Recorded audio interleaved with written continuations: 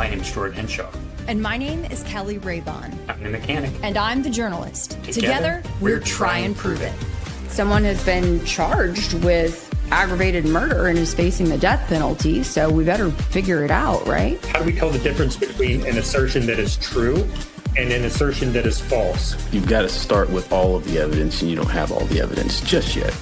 Okay, well, I have no idea. Whoever, but it's a dot. Where's the dot? Right there. Science is not absolute. It doesn't say this is what happened for sure. It says this is the best explanation we have. 3, start sequence. 1.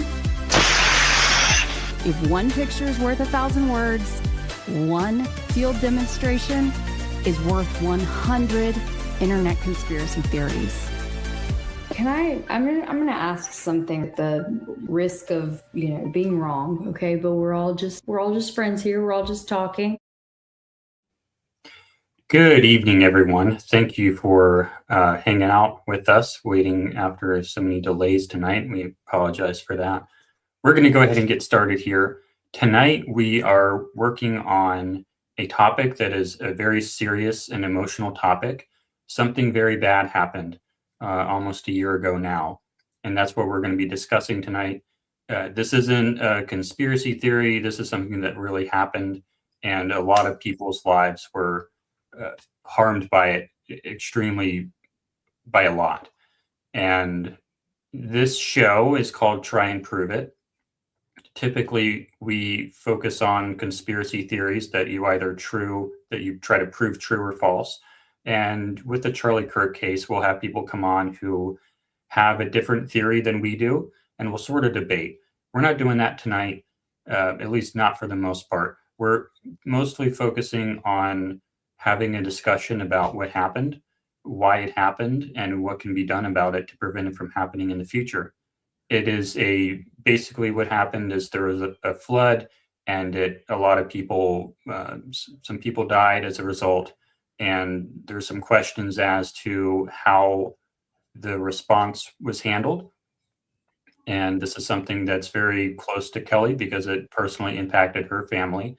And we also have a special guest tonight who is also directly impacted by it and is impacted by it every single day. And he continues to do hands-on work every single day, just about, for this case and for these families. So that's what we're talking about tonight. Kelly, thanks for coming on, of course. Thank you so much for having me. I appreciate it. And I apologize to all of our audience for the delays. It's been a rough day yet again. A tragedy that, again, and not to sort of deviate too far from the topic at hand, but I'd be remiss if I didn't mention it because the the family who was impacted today was so kind and was absolutely there for us as we were going through so much. In the aftermath of the flood. So, prayers to the Bush family.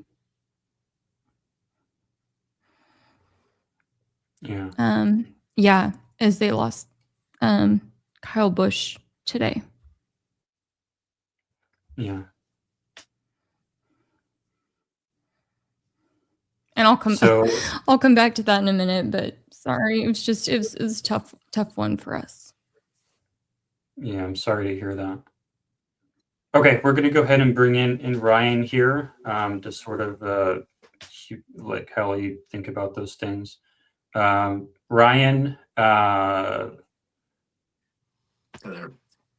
Logue. It's Ryan Logue, right? Bigger, like Vogue the magazine, but with an L. Perfect. Thanks for coming on. We really appreciate you coming on to discuss this with us. Yeah, I appreciate you having me. So, what I would like to do with this show is start with no context, start with no, like most audience members who I'm anticipating don't know anything about what happened. They don't know anything about the camps, anything about the floods. And I'm sort of in that camp, but I want to sort of be a surrogate audience here, so that we can present this to a new audience here in a way that anyone can start watching this and with no context, and then listen to it all the way through and have a really good picture of what happened. So, Kelly, you sent your kids to a summer camp. That's how you got involved with this. Ryan, how did you get it? You live in the area, right?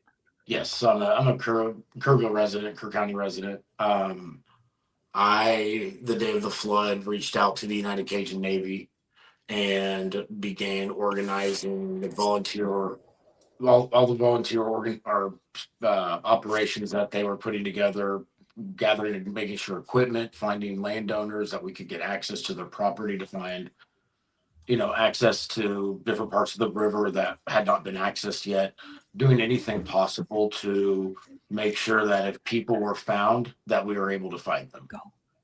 At that point, the communication was, I don't want to say lacking, but it was tough for us to understand what was going on because it was 100 miles long. We were in what you would call a crime scene for the most part at this point. That was 100 miles long. It's not a normal disaster in that way. And so when we were 15 miles or 18 miles from Camp Mystic, the camp that everybody talked about, which is, about 15 miles from where Kelly's boys were, the communication of how many people were missing, who was missing, what we could be looking for, it lacked a whole lot. And so we had to, as locals and volunteers and just people, just humans, we had to step up and create search and rescue efforts along the river to fill in the gaps where the government, state, local, and federal could not fill. Can you bring me back to? I'd like to bring it back to before the floods happened. What's your role in the community before the floods happened? I was trying to figure out my life at that point, to be honest with you. I went through some pretty crazy times about 6 years ago, and they're, rebuilding after something like what I went through. It took more than just a little bit of time, and at that point, I was trying to figure out, a purpose in life after what had happened. And when the day that flood happened, everything that I felt like had been taken from me when my daughter was taken, when I went through something that I probably can't start crying yet. Went through something that, We're already there. Go through. That flood gave me back everything that I had thought I'd lost. And so what was my position in Kerrville? I was just a resident that was trying to figure out life, I guess. I mean, that's really the simplest way of putting it. And But you're not law enforcement. You're not. Minus the state head and all that. No, I'm not law enforcement or anything like that. No. Gotcha. Yeah. And when I first saw that flood that first time, it turned something on inside of me. Something that will never be able to describe to somebody. But ever since then, I've spent, not going to say every day in that water, but as much as I can be to now clean it and, hopefully one day find those missing 2 people that they talk about.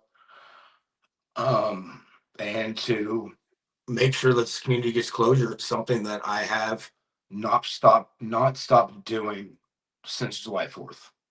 And I don't know when I stopped doing that, but I know it's still not the time yet. Yeah. Kelly, what was your experience with the camp before this? Oh yeah, and we dove right into it, but we have that video if we want to kind of set the stage for any of this too. I wanted to figure out like what was going on before, and then we could play the video and then get into that story. Yeah. So, like, had you sent them to this camp before? What did you know about Yeah. it? So Braden had been to camp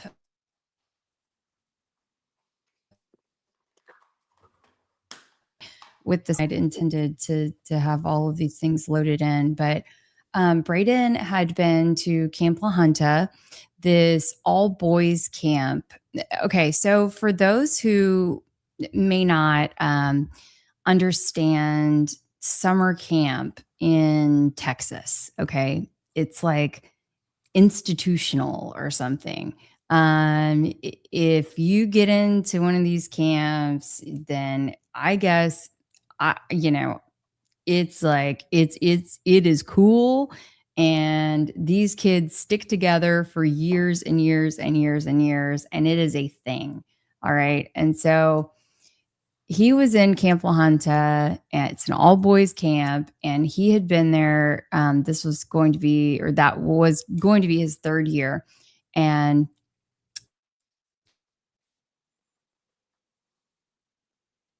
I felt like he was running the show already. Now for Brock, my youngest, who had just finished kindergarten, had just turned 7. That was his first time at camp. And for the boys, that was their first full day at camp. Like, they had just gotten there. That was their first time, period, or just in that year it was the first day? No, Braden had been there 3 years. But for Brock, it was his first time. And it was their first day of this session last year. Yeah. And so for Brock, for example, he didn't even know his counselors' names, let alone the other.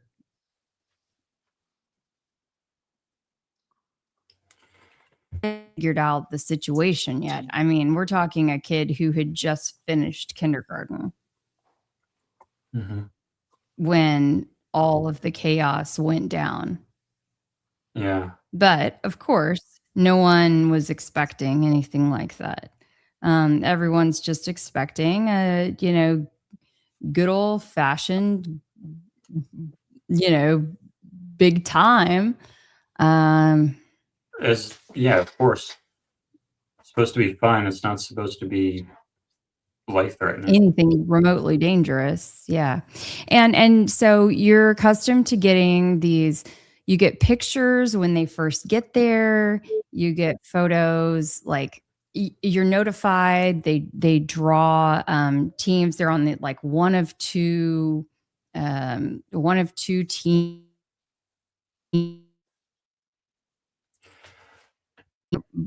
Kind of like minor little notifications, but that's it. There is no other communication. There are no cell phones. So like no electronics allowed at camp. Not only would those electronics really not work because there's not service there, they're not allowed at camp anyway. Now, did you drive them there, or did they take a bus? Or? No, they took a bus. So it's 5 hours from where I'm located, from Houston. Great. Now that we understand that background, why don't we go ahead and play this awesome video that Kelly has? Catastrophic flooding hit central Texas in the early hours of July 4th. And breaking right now, flooding disaster in the Texas Hill Country. Lives lost and families desperate for answers, waiting for news about their loved ones. The death toll continues to rise in Kerr County after a flash flood ravaged the central part of the state. 51 people, including 15 children, died when flash flooding ripped through parts of Texas. They are heart-wrenching 911 calls from the horrific flash flood emergency in Texas. People pleading for help. A frantic search continues to find 27 children who were swept away while staying at a Christian summer camp.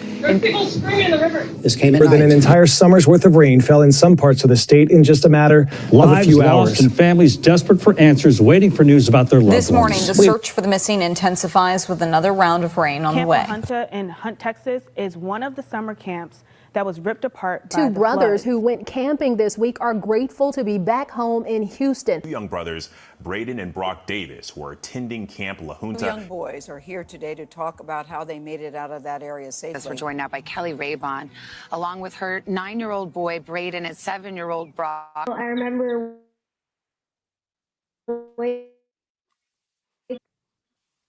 and I hear kids screaming from outside. Our bed starting tipping over, and like we got to the top really quick. The United Cajun Navy's Deputy Incident Commander, Ryan Logue. Now, United Cajun Navy Texas Deputy Incident Commander, Ryan Logue. At this point, it is just doing everything we can to find every bit of peace and closure that we can for all the victims' families. That we want closure from this in a way to where it's not about what happened, but it's about what we can do to make sure that this doesn't happen again. Okay. Back to this one now. So I think, Ryan, you have more awareness of what happened. Like, what was the first thing that happened in this sequence of events? Did you hear something on the weather or in the news, or did you have a feeling something was going to go down? So that night before, there were mixed reports through the locals on what kind of actual weather alerts that they had been given. Many of us, I remember getting one, I want to say it was at 1 or 2 in the morning, saying that there was, a flash flood warning. I don't remember getting anything outside of that. I'm a little bit of a weather nerd in that way of I like crazy weather and all that. If I would have thought it would have been anything close to devastating in any way, I would have normally have stayed up to just see what ended up happening. And there was no part of me that really felt the same kind of urgency that I would have in any other situation. Now, how long have you lived in that area? I've lived here in Kerrville for 10 years now, coming up in September. And how frequent were flash flood warnings? So flash flood warnings are becoming more and more frequent out here at the moment. We are seeing more of them, especially since this flood. We're seeing more and more of them, between the droughts and now, because I believe after the flood, they are, the powers that be will say are a little more sensitive to making sure that alerts are put out if there is any sort of risk in any way. So they're sending out more alerts, not necessarily because there's more activity, but because they're more paranoid. That would be a little bit of my assumption, because these storms come through and they are, they're pretty healthy storms, if you will, but at the same time, we've been getting these, for all of history, and since the weather, alerts that we get on the phone started, and we're not, these aren't that much bigger than what you saw before. You're just now seeing more of them. And it was like 3 days after the big flood, it was 5 days after the big flood. 5 days after the big flood, we had a second storm that came through. And, they told us, get out of the river, huge 5-foot wave coming down, all XYZ. Nothing ended up happening. There was a overreaction by the state in a way for some of these things, but a lot of it's them making sure that, I don't think they want any sort of, what would you want to call it? They don't want any liability coming back on them after what happened last year. So at 2:33 in the morning when this all happened, the chain of events what happened in the water, it's hard to there's so many accounts you can go through, what the survivors from Mystic, the landowners that I've talked to from all up and down the South Fork River, their experiences. And the way that flood happened is still something that none of them are able to describe to me and give any sort of precedent to. Mm-hmm. That's a big part of it, is that they can't, we get floods, we live in what they call flash flood alley. it's not it's not a secret that we get floods here.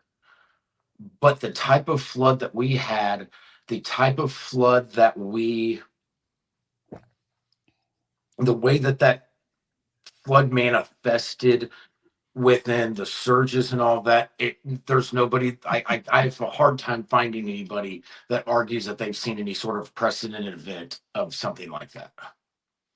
So when you see that text message come through, I've seen those text messages come through myself. I never think anything of them because I live in Delaware and I don't live right by a river, so I don't really think anything of them. Have you ever had one of those text alerts come through and it was actually something you needed to respond to that made you safe?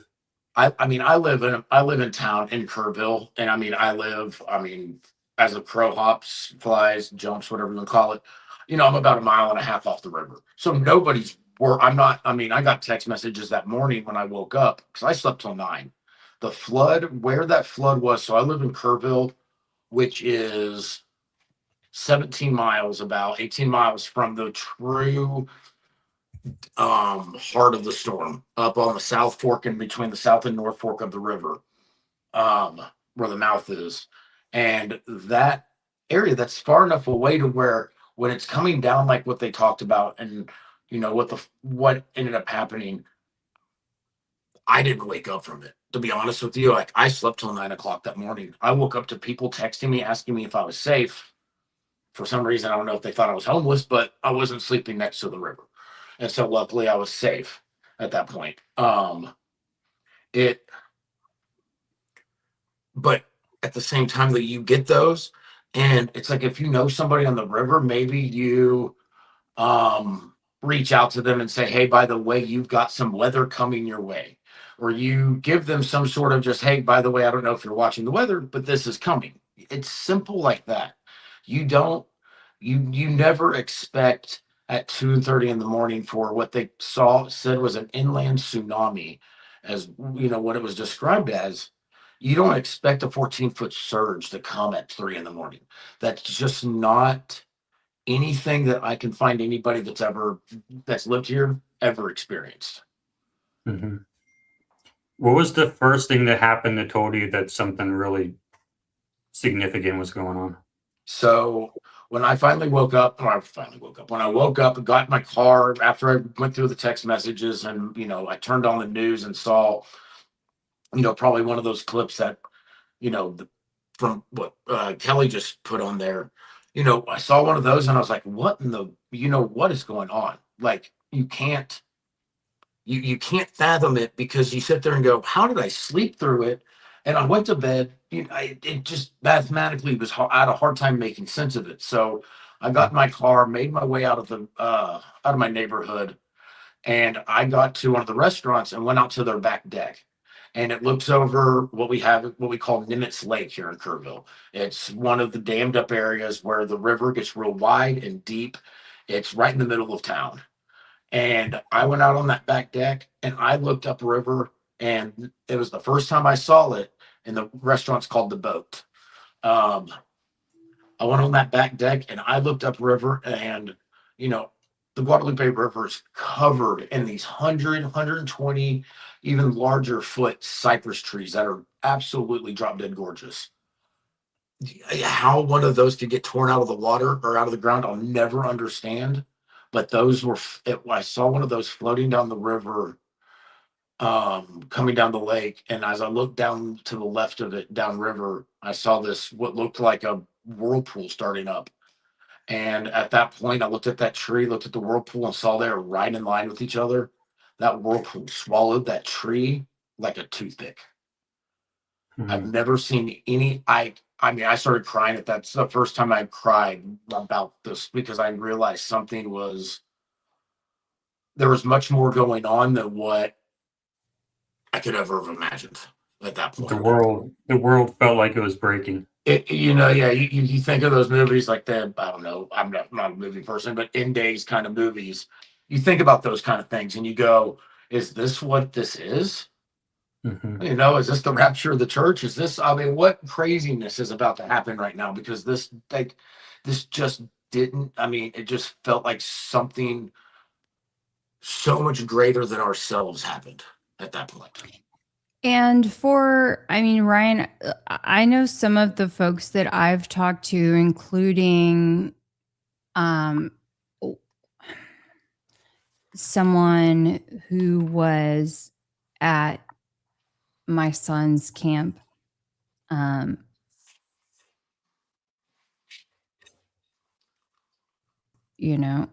Anyway, I'm not allowed to get into their full story, but Hey, Kelly. Ryan, is she yes. breaking up for you too, or just for me? It's both of us. She's got some Are you on your Wi-Fi? No. Okay. Just keep going. Sorry, I think I missed a part, but I think I can fill in the blanks. Okay, maybe I need to re-enter. No, I think you're probably okay. Okay. Yeah, it's about every 45 seconds or so. I get a little about 5 or 6 or maybe 4-second little. Sorry, I don't know. Maybe we have weather or something. But anyway, someone who I talked to who ended up getting swept up in the water, it was so terrible. There were multiple people at camp who ended up getting swept up in the water who they won't tell you about. It's just so crazy how many stories end up were literally swept under the rug or under the, I don't know, under the proverbial riverbed. And I don't know. There's so many layers to this story, you guys, that the general public does not know about. A big thing is like what you're talking about, how people were swept up, and there's so much. The water, so the way the water flowed during, if you look at the flood maps and the way the water maps from the flood, our county commissioner, our county engineer in this town passed away about a month and a half ago, 2 months ago. And he was the one person that had the flood maps and all that. And if you look at, because of how the flood came down, how this water came out of some of these tributaries and the way that it did, we had a lot of backwards flow during the flood. There were people that were found upriver from where they had initially been that night before the river took them. It's there. We got to a point when we were doing our searching for Seal and Jeff at the 3 months out and it would be at a point to where we'd see things where it'd be, people's personal remains. We talk about how there's, up to an 80-foot, the water got 80 feet up above its normal spot. Hey, Ryan, can I pause you? Ryan, can I pause you for a second? Can you come closer to the screen? Sorry, I was so getting that way the comfortable. There you go. audience can see you. Yep. Yep, there you go. And then I'm going to refresh. Because I can see. Yeah, I'm going to refresh because I see I'm breaking up. But yeah, if you can come closer to the screen, Ryan, because I don't want the audience to lose you. Yep. Okay. I'm going to recycle. All right. I'll be back. I'll be right here. Flow. All right. There you go. So you had people going the opposite direction. You have, you're finding people's person, and it's like, I'm going to try to talk, when I talk about this stuff, I want to try to talk in a way that, we lost people, yes, but we are 10 and a half months out from that flood.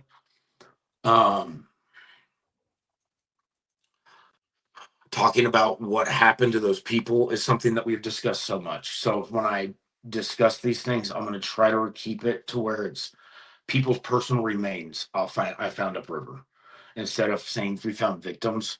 1, it'll keep me from crying. 2, it will keep me. I don't know. I feel like those deaths have been honored, and we've discussed them enough in that way that it's a little easier for me.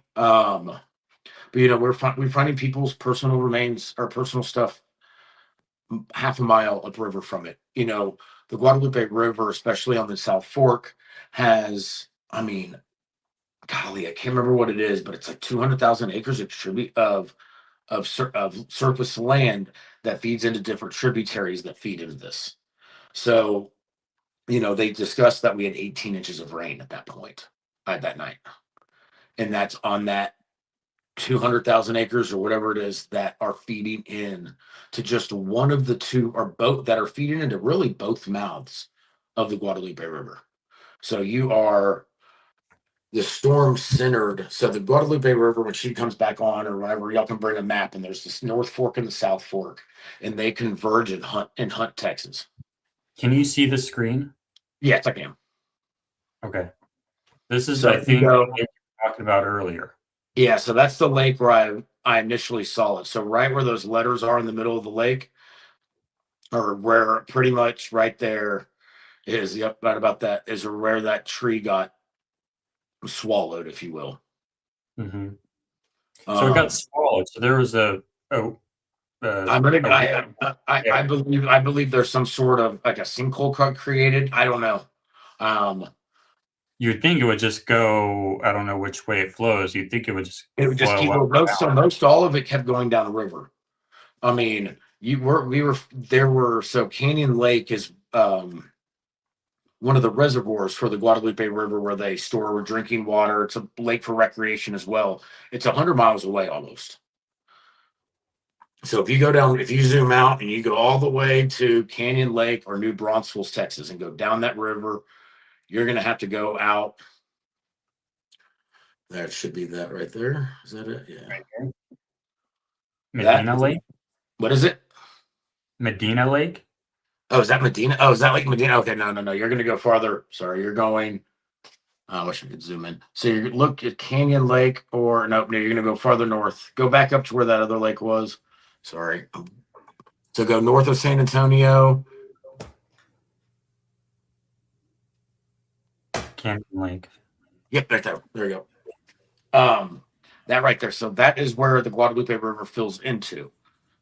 I think it took 2 days, if I remember correctly, from the river in Kerrville for those floodwaters, or is a day, I can't remember, a day or two for those floodwaters and that surge to make it down there. That lake got filled up with trees. I mean, 100-foot cypresses somehow made it all the way down. People's personal remains, the things we don't want to talk about, all of that made it all the way down there. And that's 100 miles away. And there are points of that river that they are not wide. They are, I mean, what you would almost call, if you didn't, if you were just dropped off there without anybody knowing, you would think that it was a creek, not a river. Mm-hmm. And these trees were bypassing those areas because of how high it was, and making it 100 miles down to Canyon Lake. Wow. So the sheer force of the storm was like we were talking about earlier. It was unprecedented. It's hard to find anybody that can sit there and say that they have found, that they've experienced a storm like this. They talk about the 100-year storm from 100 years ago, where the river rose this much and all that, but that was a storm over 3 days. Mm-hmm. That was, I can't remember how many total inches it was. It was close to what we had this time, I believe, but it was over a 3-day period. So the water backed up, it was that dark, murky color. It wasn't rushing water like it was this time. This water rushed, and it rushed for 5 days straight. So, Kelly, back to your perspective that night. Mm-hmm. Yeah. You go to bed, I guess, and then there's a phone call? No, actually, no phone calls whatsoever. No phone calls. No. In fact, I can read to you guys. It'll take me a little longer if I pull up to put it on the screen. Put in a text, and so I'll read to you. I can put it up if you wanted to put it up. Yeah, I can screenshot it. Yeah. To summarize, what did it say? I mean, to me, it downplayed it in the real magnitude of things Yeah. that I would like for folks to see. Mm-hmm. What were your thoughts when you saw it come through? There was a little rain event. Mm-hmm. A little rain event. Okay. And when does that come through? You're okay. So here we go. I'm gonna send you the series of. I'm gonna send you the series of them with timestamps because this is important. So we're going to look at the text messages that Kelly received. Yeah. In lieu of a phone call.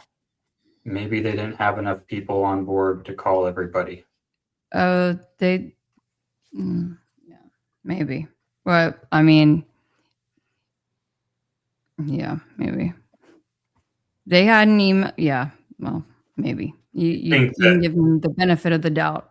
I mean, here's the thing is that I think as Ryan could say, phone systems were down. Okay. We could give them that, right? From what I understand, yeah, communication in general and hunt, once you pass the hunt store, which is right in the, when you come into hunt, once you pass that, depending on before the flood, once you pass there, service, depending on who your carrier was, I mean, shitty at best half the time. However, I mean, that does not mean that they did not have any service whatsoever. And I do know that, I mean, there were kids there who were able to call 911 that night. Yeah, yes. No, I mean, so 911 services, yes. From up and down the river, 911 services. I mean, I've listened to as many as I can handle of those calls. And yeah, there are ones coming in from from the Mystic area. Once we got to a certain, at a certain time, there were all up and down. You can get it through. However, it does. I'm just setting a precedent, or the, kind of setting that. Yeah. But I just mean, like, when you got there. What I mean is, like, from the boys inside my son's cabin, it is so disturbing to hear teenage boys calling for 911.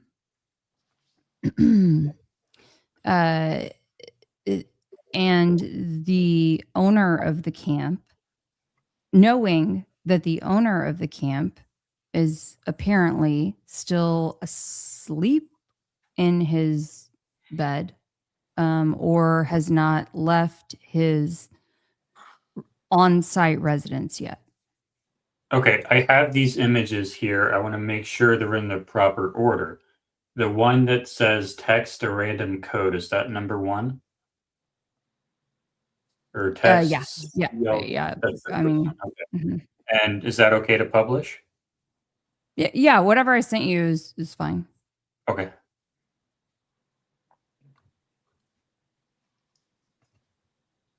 Publishing now.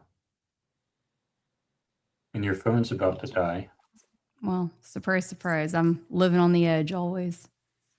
Okay, what I see here for the audience who might be listening, it says your camper has arrived safely. Lovely. Let the CLJ fun begin with, what is that called? SpongeBob text. So a friendly little message there. And then Kelly says, hi, is the Where's Waldo app being used this year to identify photos? I guess that was the photos that they would send you when they got there? Yes, it is. Mm-hmm. And then I guess a individual gives you instructions on how to find those photos. Yeah, I think it's probably an auto response, or I think some of this is probably auto response or whatever. So I would say that it's really like significance. And sorry, Ryan, if we're putting you in a spot. No. Okay. Okay. I And know. then it says, So, like, I'm always conscientious of this because, like, I don't necessarily have to play nice with the folks who are, you know, I don't have to interact, right, with the people who are there. Like all the time. I live 5 hours away from these people, and like Ryan lives nearby these people. So I just want to be conscientious of that. And my opinion on so much of this is, you know, in general, before we go any further, is like I've said 100 or not 100, but many times already tonight, this was unprecedented. This wasn't a flood that we could have ever predicted in the ways that it was. There's so much about it that still remains questioned. Mm-hmm.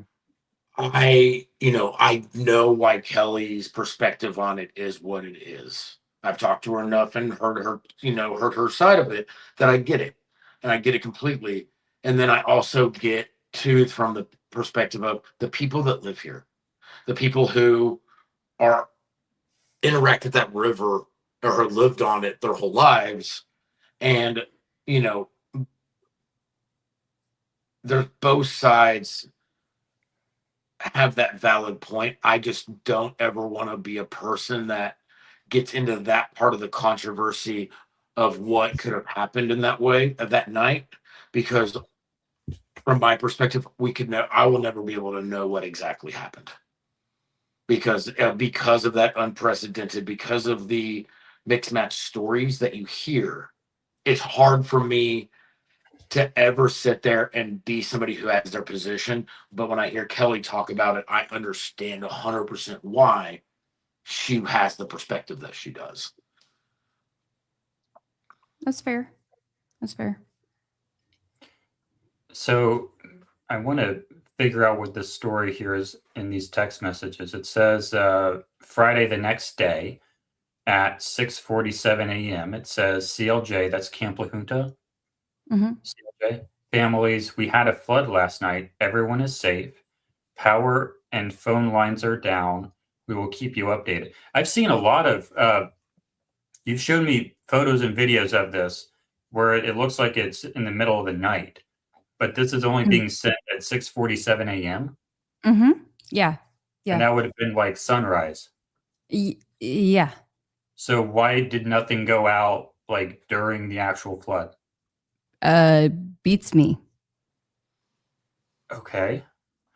And then the next message, 8:23 a.m. the same morning, everyone is safe, accounted for, and in good spirits. Was that true? No, that was not true. That was We not are true. working with local authorities for an action plan. The highway to Hunt, that's the city right beside Kerrville, right? Yeah, so Yeah, there's and it's a small. It's a small town. Yep. Mm-hmm. And and I'm sure y'all were probably going over the geography, topography as I was off. But yeah, it's like, yep. So where did it go? Where's Chrome? Hold on. I need Chrome. Where is it? Why is it not coming up? Hold on. There it is. And I can show you some pictures too on top of that. That it's Yeah, just so you can't see. This is Kerrville. Yeah, right so here. If you zoom out, oh, sorry. And I want to pause for a second. I don't know. I don't know. I see this Chuck person popping back in. I don't know what their deal is about Camp La Junta versus Mystic or something. But anyway, yeah. Like I'm not going to go rewind back through all of the comments, but clearly we are talking about Camp La Junta versus Mystic. Yes. But just because my boys were at La Junta and not Mystic does not mean there were not major problems.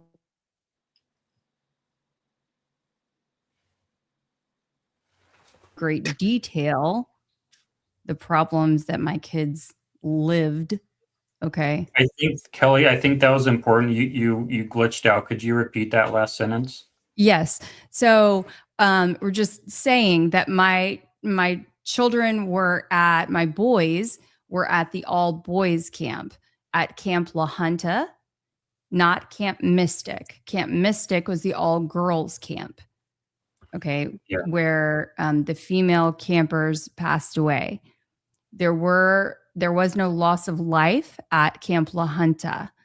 And so want to make that distinction, but that does not mean that there was not major problems at Camp La Junta as well. And so that is what we were talking about. Yes, we're primarily telling the story of the boys' camp. Kerrville is right here, and then it looks like I think this is. See, this thing zooms in the text so you can't see it, but I think this is Hunt. Yeah, this is Hunt. Yeah, so Hunt right there where that star is where it says where it has Hunt, you'll see that there's two convergence. There's a converging of the north and south fork on there. There we go. I made the text bigger so we can actually see it. Okay, and then we can go back to, if I can get this down, we'll go back to the text message here. At 8:23 a.m., it says everyone is safe, accounted for, and in good spirits. We have a claim that this is false. We are working with local authorities for an action plan. The highway to Hunt is impassable.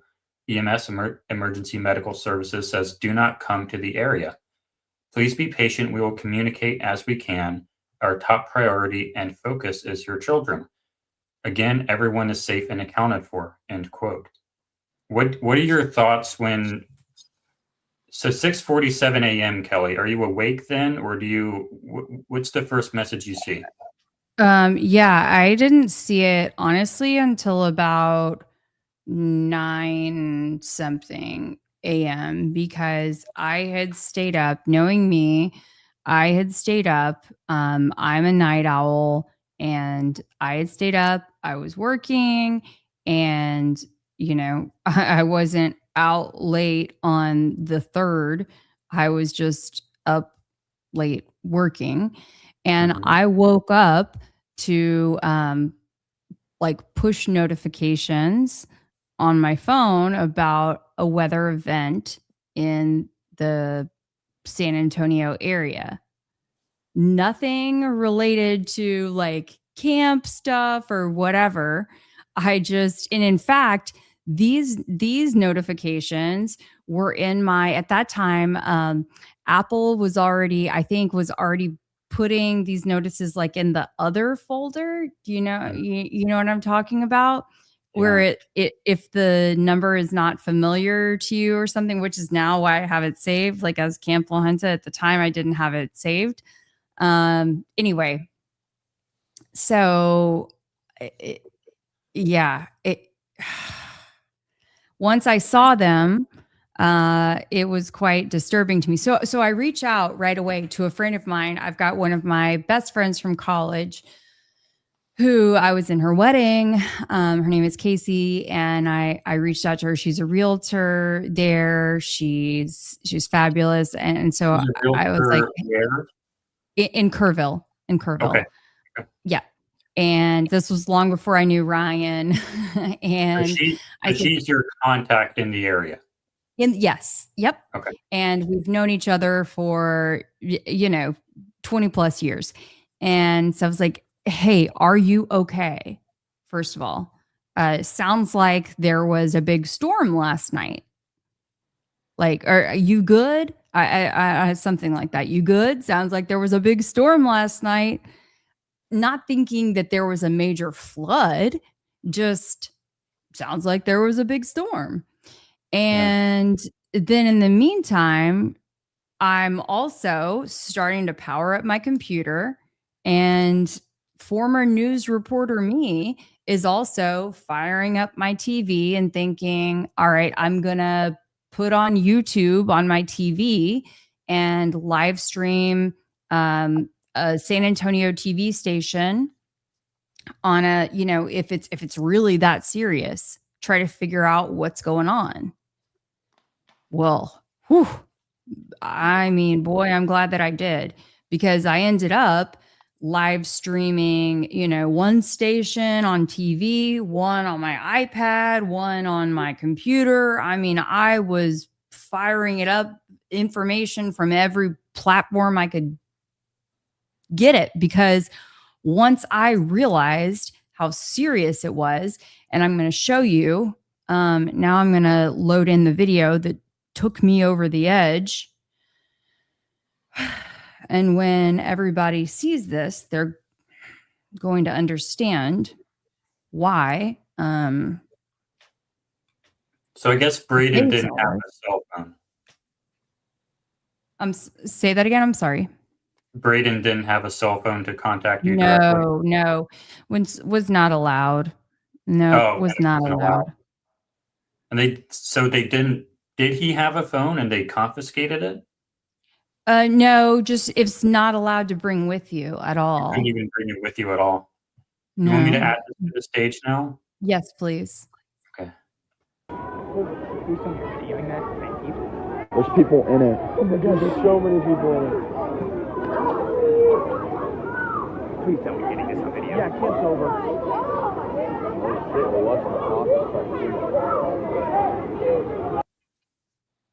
So for people listening, what we're watching is a video of a cabin floating down a river with kids inside. When did you receive this video? So I actually found this video on TikTok mid-morning, and it was initially labeled as being Camp Mystic, and that's the girls' camp. But if you listen, you hear male voices, and I'm savvy enough to know that Camp Mystic is an all-girls camp, and there would not be a bunch of male voices. And I knew from having been to Camp La Junta multiple times in the past that I even, to double check my mental work, I pulled up years past of photos from Braden's previous camps. I pulled up pictures and I said, yep, this is what his cabins look like. And I was convinced. I'm like, this is Camp La Junta. And at that point, my heart dropped. My stomach felt like it just went to mush. I called Braden's dad because I'd already called him earlier. And I said, hey, I think that this storm is a lot more serious than what these text messages are sounding like. Mm-hmm. And when I saw that video and put two and two together, I got real worried. And I felt like things were definitely not adding up. Yeah. We're not in the clique. We're not legacy families, I guess you would say, a legacy family. And so like we didn't really know other families to reach out to know like, hey, are you hearing anything? Do you have any news about what's going on? So we didn't know. So there was no phone number you could call. So like if something were to happen, I would think, okay, I'm going to try to call the camp and someone's going to answer the phone. There was no phone number with the camp. No. And there's no website where you're going to see live updates, nothing like that. No. I'm going to pull in the next text message now, I think, if it will work. It's upset with me. What have I done? I think this is the next one. Yeah, here we go. Now I made it big. I don't want it to be big. Can you stop this, please? Just there we go. Oh, and so if I could describe the situation with that cabin that was just floating by. So that was the first thing that gave me I guess you could say more than it wasn't like full blown solid proof, but it was like the leading proof that La Junta was in a beyond a pickle. All right, so let's pause it right there. If you could pause. So the cabin that is floating, it actually has there were four, is my understanding, four young men in it that were, say, 19, 20. They were actually like staff members. They have a technical name. I can't think of it off the top of my head. Braden is going to be upset with me that I don't know the name off. You know, he's probably going to come down here and correct me. But anyway, so they were inside there. So there were actually guys in there, and I have spoken to one of their parents. And so again, like I am 100% certain that there were young men, boys, whatever. I don't know. What do you guys consider kids that are that age? I still consider them kids. Anyway, whatever they are, they're floating. They may as well be Huckleberry Finn for all I'm concerned. Anyway, if they would not have, they hit the side of this other cabin, all right, that you see pictured in the background, right? And that is where Brock is. Brock and about 59 other campers. And I don't think you can see my mouse, but the one in the right part, it's like completely in underwater. Foreground. Yep. And so at that point, foreground or the background? Excuse me, background. And so at that point, Brock is on the rafters. So we're talking, has gone from being on the bottom bunk to the top bunk to being hoisted up by his counselors onto the rafters. And I can show you a picture in a moment. Okay, onto the rafters. In the dark, no power, of course, as the water is rushing in and filling up the cabin. It has burst out the windows. It has taken out the doors as this cabin has disconnected off of its foundation and bumped into these boys' cabin. It takes out a side of this other cabin. It is scary.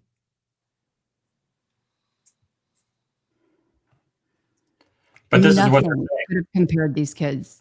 Nothing could have prepared these kids for that. And on top of that, let me just add, all they had were some flashlights and zero training.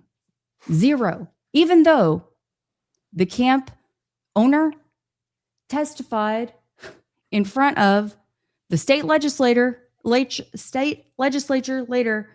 testified under oath that the camp counselors had been trained on all emergency evacuations. Anyway. So then you text Sorry, back. Ryan. I know you're cringing over there. As you bring up subjects, I'm actually doing a proactive thing and taking notes. So, shocking. I know. So, but yeah, just making sure things that you touch on, I can remember to touch on at some point too. So I want to get through the rest of these text messages quicker so we can get other topics here. Kelly, then you text, please share evacuation plan. How far is the river from the cabins at this point? No response, just the automatic response. They say at 2:02 p.m. Wow. Everyone remains safe and has been fed. We're working closely with authorities. So you must have asked them close to 11:21 a.m. Please share evacuation plan. How far is the river? And no one's responding for 2 hours. No response. Yeah. It was, I had tried calling the camp, but it was, Either I'm pretty sure it was just it was either not working, that like or just ringing. Honestly, I do not remember at this point. It was clearly a very traumatic and chaotic time. So at what point do you get in the car? Oh gosh, I got in the car sometime in the midst of all of this. I do remember that I remember Dan Patrick, our lieutenant governor, starting a press conference saying that, and he was quite candid, saying, and I was already in the car at that point. I remember when they said that he was going to be holding a press conference, and I thought, uh-oh, like if he's going to be giving a presser, it's serious. It's not a little flood. It's not a little situation. It's big. I knew, again, it's like my reporter sense, I felt like was kicking in the right ways. Anyway, and it's like that gave me enough tunnel vision. I'm sorry, you guys, if I'm drifting a little bit. It's just it's a lot to like walk down memory lane on this. So yeah, getting in the car and feeling just, I put the dogs in the car. I brought a change of clothes for the kids. I brought my my rain boots. Like, I didn't know. I brought some towels. I didn't know what I was going to be getting into, how long I was going to be gone. I brought dog food. Like, I didn't know if I was going to be gone for days. And you don't know. You don't know if your kids are safe. No, because of course, remember, like even though I got this vague text from the camp, I'm not hearing from them. Mm-hmm. Okay, and then look, you guys. Now we know that, for instance, Camp Mystic, the girls' camp, some of those parents had been told that their daughter was okay, and then turns out wasn't. Mm-hmm. So 2:02 p.m., they're saying the earliest possible evacuation may begin around 7 p.m. The earliest possible evacuation may begin around 7 p.m. In the meantime, families from out of state, Houston, and I think that's Dallas, Fort Worth, please make plans to head this way. Families in Austin and San Antonio, stay put for now. Important, wait for specific pickup instructions. We must avoid overcrowding the area. But why does it take until 7 p.m. to evacuate? Ryan, do you want to weigh in on that? Yes. So the way that, so if you look at the topography, if you will, of the land along Highway 39, which is the highway that runs through from Ingram into Hunt, which Ingram is we'll call it the midway point. It's the town between Kerrville and Hunt. When you get on that highway and you look at the topography, once that highway floods, there's no way of anything getting in there. You know, we had the buses that, they talk about with the Kerrville drivers that pull people out. They got in and out of there within minutes of not making it. When it comes to the evacuation, you talked about the communication part of it. It was hard as a local who was trying to get in there to help for us to get communication of what was going on. They had it locked down. They were not allowing people in unless you had certain certifications, all the things which I get. But at the same time, you're hearing about camp deaths. It's like what Kelly was talking about. You hear about camp deaths. You hear about these losses. You hear about all the stuff that's, very fear-based, but you never got very much specifics on it. So that's why when I say, when I hear Kelly's story, I can't imagine what they went through because, as locals, you're trying to do the same thing. It's not a camper that lives in Hunt, but it's a family member, it's a friend, it's a client, it's a whoever.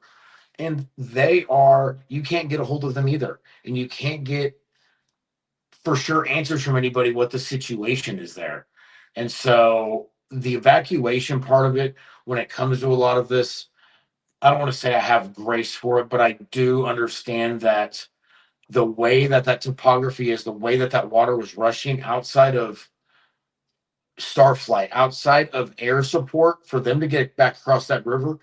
I mean, boats couldn't get across that for a while. I mean, the amount of calls that you hear from first responders going, if I put my boat in that water, it's a death trap. Mm-hmm. You hear that multiple times. They're responding saying, I'm not going to do that. That right there is, it shows that chain of events that would affect an evacuation in that way. So you were cut off on all sides then. Yeah. Yes. They were trying to, for that first 24 hours, they were really trying to regulate who's going in and out of that area. They did for a long time. I mean, there was a checkpoint, for like 3 months just to get in and out of that area. You had to be a responder, part of a nonprofit, or with the state or federal or local government. That for a long time, but they had it locked down to where, yes, they were trying to minimize the chaos in an area that was already chaotic, if you will. But when it comes to these, the communication that I'm seeing in these texts and all that with Kelly, that you feel like that would have been a higher priority for these parents. That's something yeah, the communication for sure. Yeah, so I can't imagine the fear. I can't imagine the fear going through your heart when it's your kid there. And so, as much as comms are down, obviously these were able to get sent to some extent. I feel like not a play-by-play because nobody needs more trauma, but clear communication, yes, could have been something that would have led these parents to probably a few less therapy sessions down the road. Now I'm imagining this river here is the one that flooded, right? If you're tracking my mouse. Yes. So when you get to Camp La Junta, right there where the marker is, if you go to the right up, if you go up of that, or let's see, Camp Stewart. So if you go follow that river to Camp Stewart, that's the North Fork. There are two forks of this river, the north and south, and they converge right. I mean, not right at, but just at Camp La Junta. I mean, they are they are just, they're just upriver that convergence. And so right there to get past that point for many, many, many hours was, pardon my French, but damn near impossible. Now rescuers were on which side? They were on, so they were able to get on both sides because they were coming in from air with air support. But the ground people. The ground people were getting brought in through 39, as from what I understand, because like I said, I couldn't get there, and those early morning hours are so chaotic that you don't get a clear idea of what really happened by play. That they were able to make it up and down 39 by the time they knew something was happening. It was just that at certain points there are rescuers that were saying, we got as far as we could, and then we realized it was either our lives or we could try to save somebody, or we're risking our lives. So they made it all up and down, but it was once the water started going down, once daylight came out, is once that was when there was true response started happening. Because you have to remember too, that part of the river, you go to Camp Mystic, that's 5 miles almost to the dot, if I'm not mistaken, from La Junta to Mystic. That right there, you're traveling at, I think it's 13 miles an hour or something like that. I can't remember what, or no, 13 or 14 miles an hour or something like that. Those waters are traveling, once they get, you don't know when that, they talk about a 14-foot surge. You don't know when that's going to hit. You don't expect that. So a lot of this evacuation, a lot of the response got really hindered because of the like I've talked about, those unprecedented aspects of this flood.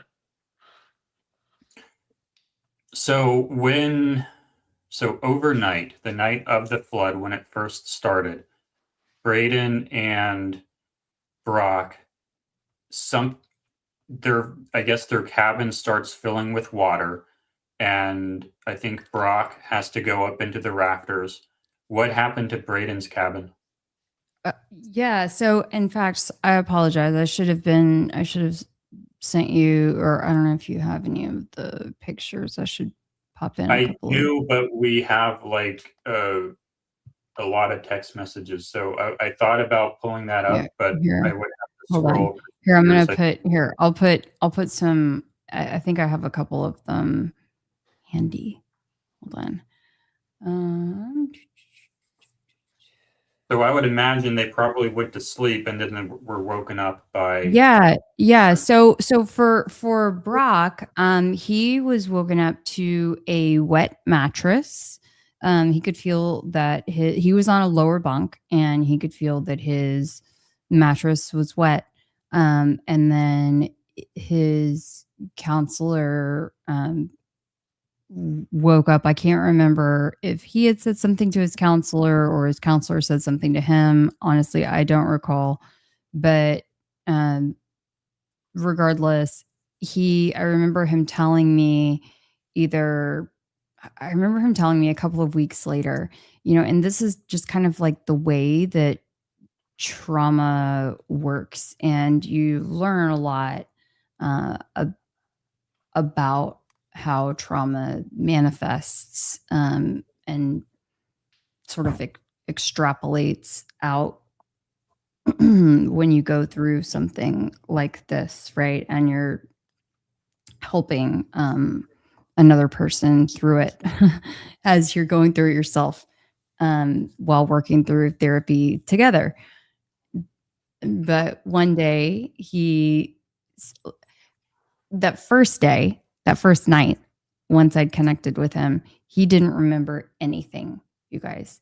He was, and sorry, I'm going a little out of order, but when I first saw him that night, he was white as a ghost. He was like, and I could show you a picture too, but he was about this pale. He had on another kid's clothes. He had no shoes on. This was when you were there in person. When I connected with him, when I was reunited with him. And when was that? That wasn't until like 8:00 at night. The next day. On the 4th. Yeah, on July 4th. And I could show you that picture as well. Was he still like wet? He wasn't wet. No, he'd been sitting like in a gymnasium for a while. Once they had been. I want to go through the story from their perspective. So Brock wakes up to a wet mattress, and the water level continues to rise, rise. Yep. And then what happens? Yeah. So counselor says, okay, we've got to thank God. A couple of the counselors, so they were in this cabin that was quite large, almost like image. Want to put this up? Was there an image that I sent over? So this is, for example, an image of as the water's starting to rise. This is, you guys, we're not talking about like pretty water. We're talking about nasty, disgusting, impossible to see through, dark, thick water. Mm-hmm. And it is pitch black, middle of the night, 3-4 a.m. Terrifying. Okay, no power, no sunlight, nothing. And you're, in Brock's case, 7 years old. Okay. And you're in an unfamiliar place, etc. full of This is the first debris, time. maybe animals, maybe who knows what. Is this his first time away from first night away from you, Dad? Yeah, I mean, definitely first time away, at camp. Probably first Away time from away family. from me, away from family. So the water level rises up to close to the rafters. Yeah, at this point, these boys are sitting on top of showers in this photo. And I'll go on to show you more pictures in a moment. But they're sitting on top of shower stalls. So the foot that you're seeing is on top of a shower stall. Does the water continue to go up? Does someone swim yeah. to rescue them? Or Yeah. So there were kids that were there were about 60 kids in this almost like a triplex of 3 cabins that shared a bathroom facility. Mm-hmm. And so there were like showers and bathrooms, and then cabins, or bedding areas on, 3 sides of that. Right. And so that's one structure. So you could call that one cabin, but really it's like 3 different cabins in one structure. And so that's kind of what we're talking about, that housed probably 60 kids. And in there, we're maybe talking about, the camp has never given me as a parent firm numbers on any of this stuff, has never communicated with me on any of this. Really? Yeah. And I've been probably the most vocal person on all of this stuff. I've gone to the state legislature twice. I have gone and spoken to the camp director in person myself. Mm-hmm. I've talked to him on the phone multiple times. They didn't invite us back to camp this year, but anyway, yeah. So anyway, so the boys are sitting there. They're told, thank goodness there were some Eagle Scouts. Thank goodness they had the wherewithal to climb up. Yeah. Climb up instead of swim out. Yeah.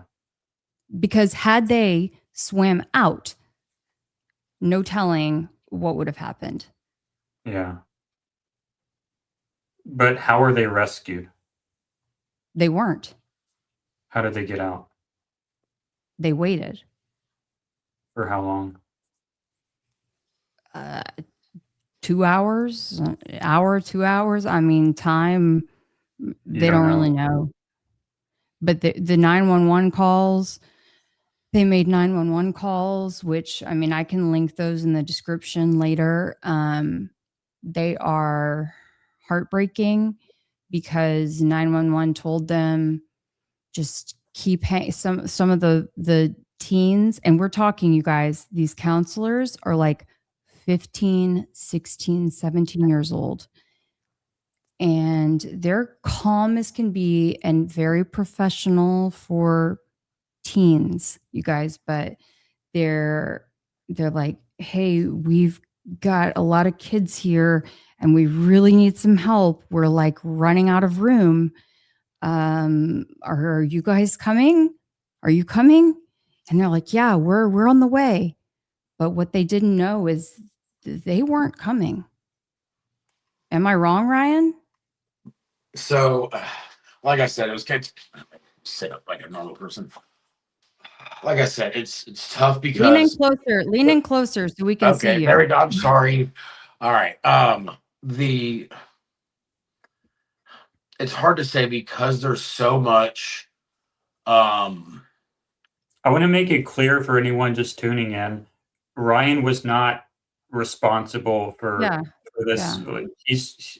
This isn't in any way he wasn't responsible. He was just on the outside at this point. And he's local. He's in the area, and so that's why I've been very focused on the Charlie Kirk stuff the last few months, and so in the event that I've missed any more recent developments, that's why I keep asking, like, have I missed anything? Is there anything? I want you to please clear up anything that I may have missed. 100%, and that's where, you know, with it, it's like I was saying, as a local and somebody who has continued to be in a part of this process to this point, there are parts of this to where, unless you were there that night, it's hard to really know what happened within certain areas of that stretch of Highway 39 from Ingram to Hunt. When it comes to, you know, them saying somebody's on the way, I do know of stories and people who are first responders in the area and that were part of the state response that said they got parked down Highway 39 and realized that they had nowhere to go when they were on the way towards these camp areas. I think an overall more failure within this whole system that, you know, it will end up being looked at and all that is that communication within Hunt. Like I was saying, once you got to the Hunt store, communication got varied or got pretty shitty for the most part. What we end up getting now is we need more cell phone towers. We need more communication bases so that if something like this ever happened again, we have a foundation for people like Kelly to not have to be sitting here reliving something so traumatic where she wasn't given the answers that she should have been, at least in a much more timely manner. But when it comes to these kids getting rescued, for them to get extracted from that site, it's so hard to say what happened that night. There were, like, you know, I've talked about them 100 times, it feels like now. There's those unprecedented parts of the flood to where you don't, like, who knows what happened to those people on the highway. They could have easily have had people out there, but they got turned around by that 14-foot surge. I imagine what it was like for the 911 operator who listening to when they finally released those calls, that was something about that was, you know, they got flooded with them. They were, oh God, that's a horrible pun, but they were overwhelmed with calls, and they were from people within the same camps. They were from people. There's not even, we focus so much right now because of Kelly's story too on the camps. There was 119 people they talk about whose lives were taken. There was also every house along Highway 39 was also putting in calls to 911. They were getting so many, and they were trying to keep everyone from kids to grandmothers to parents to uncles to animal owners to whoever it was. They're trying to keep them. They were trying their best with the skills that they had and the training that they've been given to do what they needed to make sure that people were staying calm and, you know, less tragedy happened within a tragedy. And that's some of the context that's lost in a stream like this. And in our context, Kelly, is it wasn't just the camps, it was everyone. Yeah. And I told Jordan, I told him before we did this stream, I said, please, like, I do not want to make this, you know, just about our situation. There's so much to talk about with the camps, and like, I mean, I could talk about this entire region like for weeks on weeks on weeks on weeks. And Ryan, you know my heart. You know how much time I've spent there, how much love I have. I still have my sign in my front yard. I still have my I still have my ribbon around my tree. I still have the logs in my front, you know, like, yeah. And that's, and that's where, as somebody who wants to make a difference within all this, from the little parts of me cleaning the river to hopefully maybe one day helping figure out truly what is a long-term solution. What is a way that we can look at this, you know, and I hate saying it's because it's some, you know, somebody who's in your position, but we can step away from the emotion of it, and we can all look at this as, okay, you know, my kids were my kids were influenced by it from this. These families lost people. This community has been devastated in ways. We can step away and all come together and go, okay, you know, we have these solutions that the state's trying to give. However, we all need to make sure that all these things that are being done from all up and down the river actually do help prevent lives being saved, and they're not just regulations to make life tougher, if you will. You know, like when they talk about the camp regulations right now, because the Mystic stuff's so live on the news, that's something that is being discussed greatly. You know, the Miss Eastland lost her medical license or her nursing license today. You know, they've lost their camp. There's all these things, but the problem is that, you know, no matter what in any of these camps, what regulations you put in, what safety precautions, all of these protocols, unless you can do it when there is thunder and lightning going outside, rain is coming sideways, and the river is coming up, all these things are wonderful, but you've got to put them into practice. You're telling me, a 17-year-old, if you say, hey, by the way, when the river comes up ever again and pushes a bed to the ceiling, this is what you're supposed to do. You know, it's, you know, we can keep adding regulations upon regulations, but they have to be common sense. And that's where you find that there is, you know, if I feel like there's, personally, I'll say this, I feel like there's a disconnect between what lawmakers want and what the locals would think is true common sense regulations. Yeah. So Brock is eventually rescued. Probably, is it daylight when he's rescued? Yeah. Here, let's see. I thought for some reason some of my photos were not.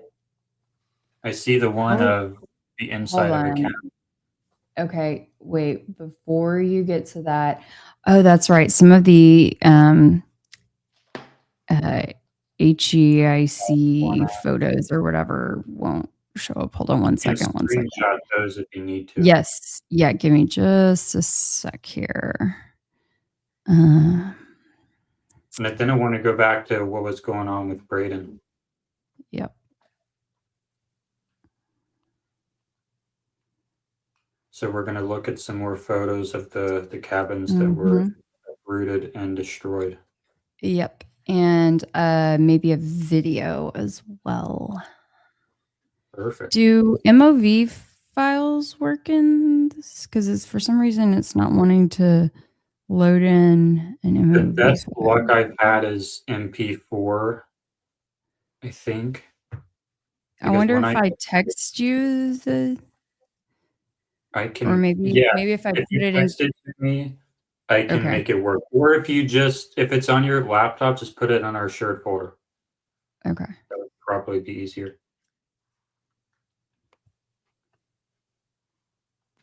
But okay, here we go. Okay. This image here. Oh, I remember that image. Do you want that one up? Yeah, why not? So there's that one. There we go.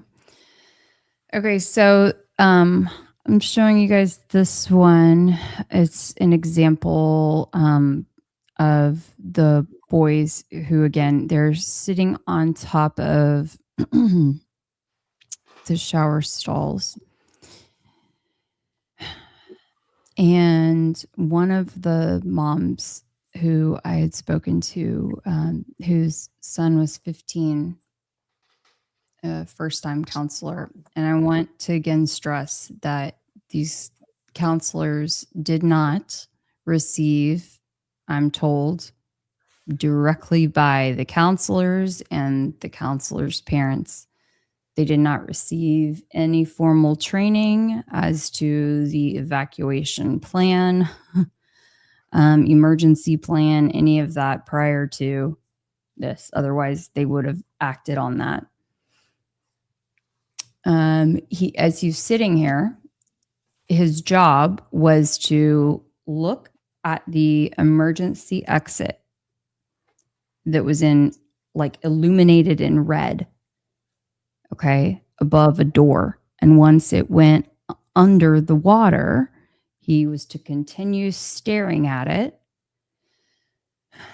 in case they needed to swim for it and push out. And he was going to grab a couple of boys and try to push out with those boys. And there's nothing Imagine under the emergency exit. Like, just imagine how that kid is going to look at an emergency exit sign for the rest of his life. Mm-hmm. Like, it's those little things. Okay. Yeah. It's those things. Another kid whose mom I spoke with, if you see this fan here, said that quietly, yes, and absolutely, lemon curd. In fairness, the counselors did so well. They are the ones who I credit because they, amongst themselves, pulled it together. They did. They did. Absolutely. So, and they had to keep these little boys who they literally had for like 24 hours. They didn't even know all their names yet. I mean, they didn't have a rapport with these kids yet. They were young anyway, and they're in a high stress, unpredictable situation. Okay, so anyway, in this moment, they're talking about if they had to pull down this fan and use like the hole in the ceiling as a way to get out. And if that could be a way out of the ceiling. Yeah. These are the things that you would never think that you would have to potentially consider when you go to camp, when you wake up one morning, you know? Mm-hmm. What's going on? This is Brock's. What's going on with Braden?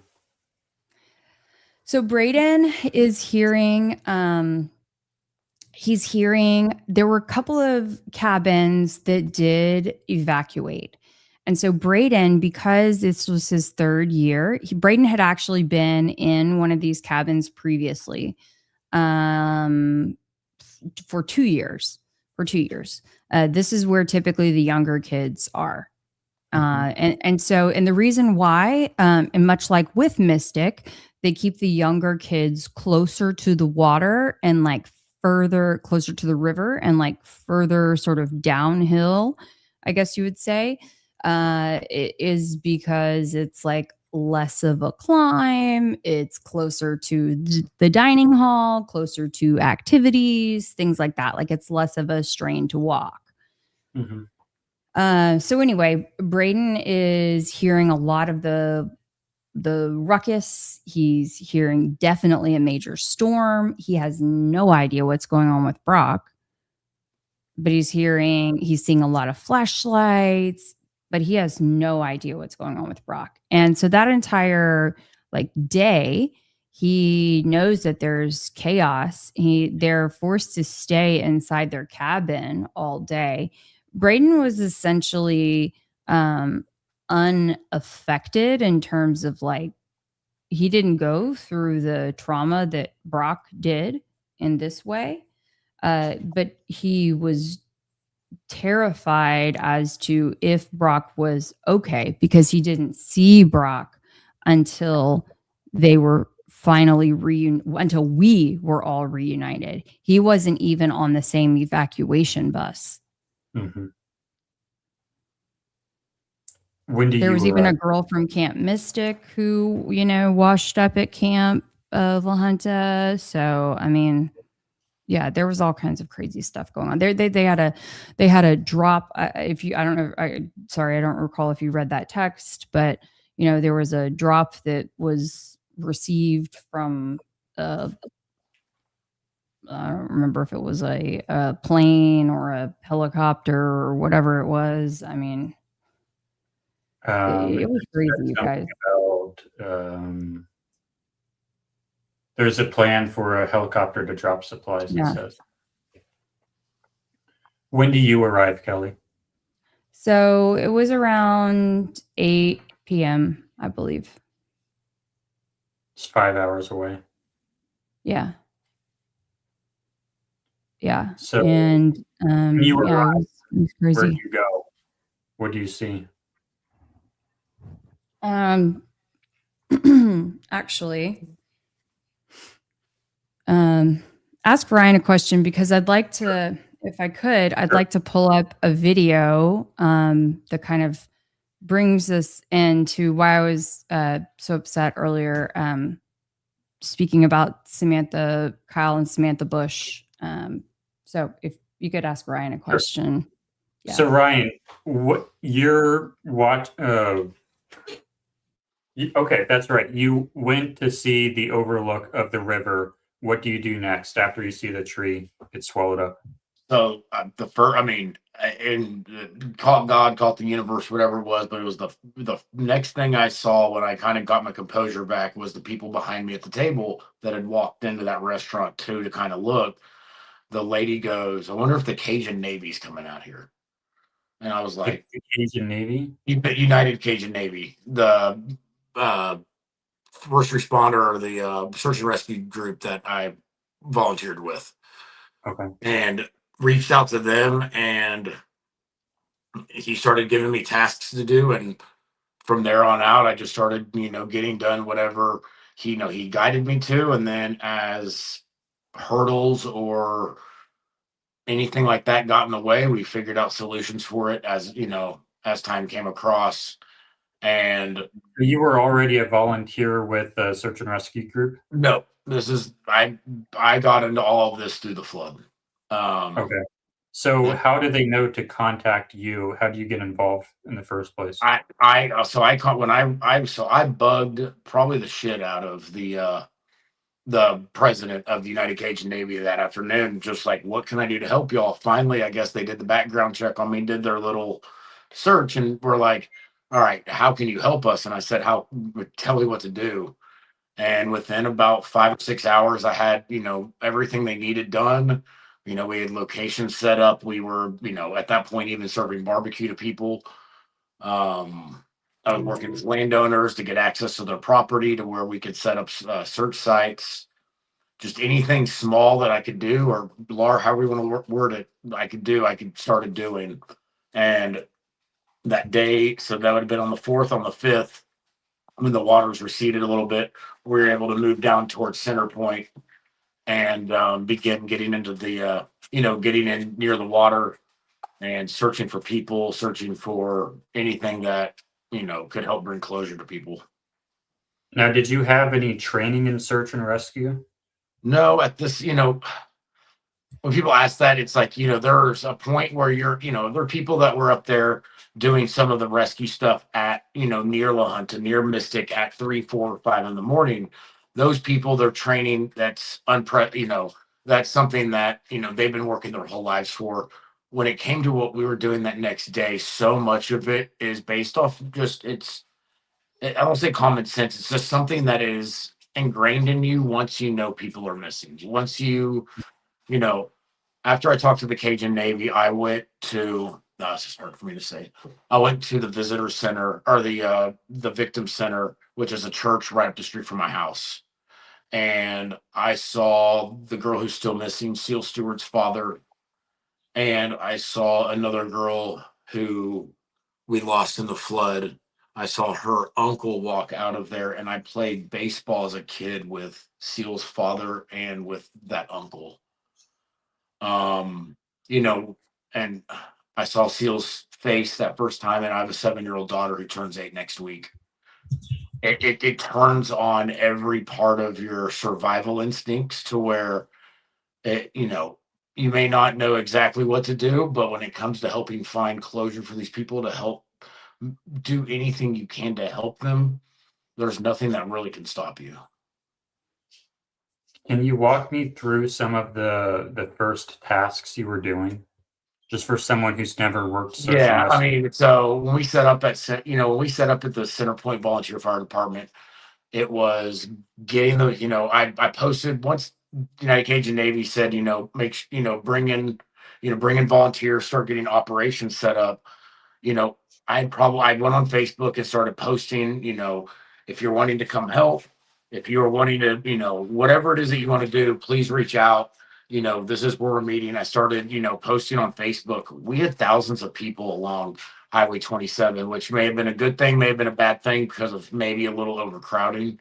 But we were the at that point for myself, it was organizing the volunteers, making sure that certain search areas weren't, had people in them and that there weren't too many people there, making sure they were safe because so many of the people that responded that volunteered who didn't have search and rescue or maybe had limited, they were driving in from Amarillo. This is the July 5th, and I'm having people from Utah calling me saying, "Hey, I just pulled into Center Point, Texas. I got your number off Facebook. How can I help you?" And I'm like, "You just drove 16 hours and this flood happened 24 ago." And they're showing up and they're willing to do whatever it is. People driving down from Montana with tractors, with all their equipment from their ranch on the back of a trailer, pulling that into Kerrville. The response, what you saw as a humanitarian effort by not people who do humanitarian work, but by humans themselves, was something I've never seen before. From Western North Carolina to any of the disasters we've seen since this flood, Texas showed up, and the whole country showed up for this community, and it's something that it's hard to even describe what we saw here. What were some of their names, their first names? Pardon me? What were some of their names, their The first people that names? those people that showed up. Yeah. If you, I could, geez, let's see. There was from East Texas. People within 6 hours of the flood from East Texas were showing up. 2 Alexes. There were people from storm watchers that were showing up. There were people from nonprofits all over. If I started naming people, I feel like I'd leave somebody out. And I feel like no matter what anybody did in this response, what they did made a huge difference. I hope if anybody's watching this that ever did show up as a volunteer, search and rescue, filling pantry cabinets, Mercy whatever. chefs, like, go on. So don't eat too much Mercy chefs at one time and you'll be all right. But they just showed up. In that first week, I will say $1 million in barbecue was possibly wasted in a good way because that many people showed up with their barbecue pits and were just cooking along the highway, dropping off sandwiches to people at search and rescue sites. People who had hydration companies, the IV hydration companies, they were set up along search and rescue sites to make sure people weren't getting dehydrated and, we didn't have any more victims from the flood from the aftermath. The response was something else. It really. But Ryan, you dove in literally too. What's that? You dove in literally too. Once that water was safe, it was hard to keep us out of that water. You don't want to. No matter how many skills you have in that water. Luckily, as a child, water's never been that. Water is something that I'm very comfortable in. However, like I said, those natural instincts kick in, and it doesn't matter what skills you have. You just know that people are missing, and you want to make sure that they're either found, they can be saved, or whatever it may be. But we found that starting July 5th, in Center Point, which is 20 something miles from Camp La Junta, Camp Mystic, we were finding victims, 15 or 12 miles from Kerrville, we were finding victims down there. And that's when we realized how powerful this flood truly was, because those waters came down, but 15 miles away, you're still finding these victims. It's like, imagine your kid is drowning in a pool and nothing is going to stop you from jumping into the pool. It's like that for weeks on end, and it's way more kids, and it's the whole country. It feels like. And it's the whole country watching, people wanting, because of how politicized and how much media this flood gained, there were so many answers that were expected real early on. We're 10 months out, and the questions that Kelly and I, when we met at the hearing, the questions we were asking are still being asked. But at that point, people were wanting immediate responses to something that, there's no possibility of getting that immediate response to, or the immediate, solution or answer to that we were hoping for. And that's where, we sit at 10 months later is a lot of questions. They talked about cloud seeding right before the flood, or right after the flood, they talk about cloud seeding. And, a lot of people address that. It's something that's commonly talked about now. However, when it comes to these hearings, when it comes to what we're talking about within this event, that's being ignored. There's cases. I saw somebody, I was trying to read these people commenting on the podcast online, and somebody talked about how the river rocks, there's an increase in the limestone bottom, and there's these large river rocks on there. We have a lot of displaced earth around the river now that doesn't make sense from what the kind of event that they've talked about is. That's my personal opinion. I don't know what the solution is, but there's a lot of discussion about aquifer issues, shifting of the ground. There's a lot of things that, as we've moved out 10 months, the questions that Kelly and I were once asking, they've seemed to have shifted, but those questions are still there because it's all about what put Kelly in this position. What put Kelly into where 10 months later, we're on a podcast talking about what happened there, but we don't have any answers. Mm-hmm. That is, but those questions that we asked, we're still looking for those answers. We're, and we're the target, right now you've seen online, I don't have cable, you see on TV, we'll say, that we are, we're after the Eastlands, we're after Camp Mystic, because that's where those 27 girls passed. That's, they were responsible for their lives, is how they, it's worded, and I get all of that.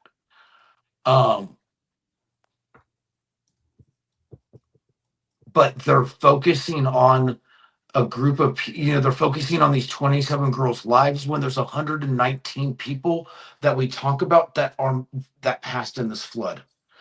There are it wasn't just this one camp. It was all the way up and down the river where people were camping, where people were living, where people were, all these things that the response there was much, that's, if you go to Ingram where people were taken away, that is, anywhere from, it's 5 miles, that's another 7, that's 12 miles possibly about, or excuse me, that's about 8 to 10 miles from Mystic, depending on where you go. You do that with the water travel speed. Ingram had so much more time to respond, but people's lives were still taken, but we're worried about what happened literally within miles of the true heart of this whole storm. There are more, it's not regulations, it's looking at this whole event now from a very much broader perspective of what truly happened and how we can stop it. And if it's from, local governments pumping, chemicals into our aquifer system that made it unstable, or if it was just rain, that 18 inches that somehow created a larger flood than we're ever used to seeing. Whatever it was, we're not looking to blame. We're looking for answers, and we want to figure out how we can stop this from happening if it happened again. Yeah, And right I mean, now it's just a blame game. And as a local who, like I said, like I get where Kelly comes from. I get where the families of the Mystic families come, the parents of the Mystic girls come from. Like I'm friends with them now because of what I do. It breaks my heart to hear this stuff about what they're going through now, what Kelly goes through still with her kids. But they're putting this on there without us finding an answer, without solutions. We live in the past as opposed to instead of looking to the future and knowing that we're safe, we're still living in this past scenario. And it's not getting us answers from the state level, the federal level, the local level. It's not getting us answers. It's just creating more chaos around it when I believe there are I don't want to say people to blame, but there are other factors within this that we need to be looking at as well. yeah. And I think that that is a principle that applies universally, like whether it is we're talking about, a lot of the folks that follow us or joining us or, are used to us talking about the Charlie Kirk case, or other topics, like whether we're talking about that or the floods or a variety of other things. You guys, this is a universal issue. The fact is, until you get to the root of the problem, you cannot fix if you don't fix what's actually broken, it's just going to continue to break. It's going to continue to cause more pain.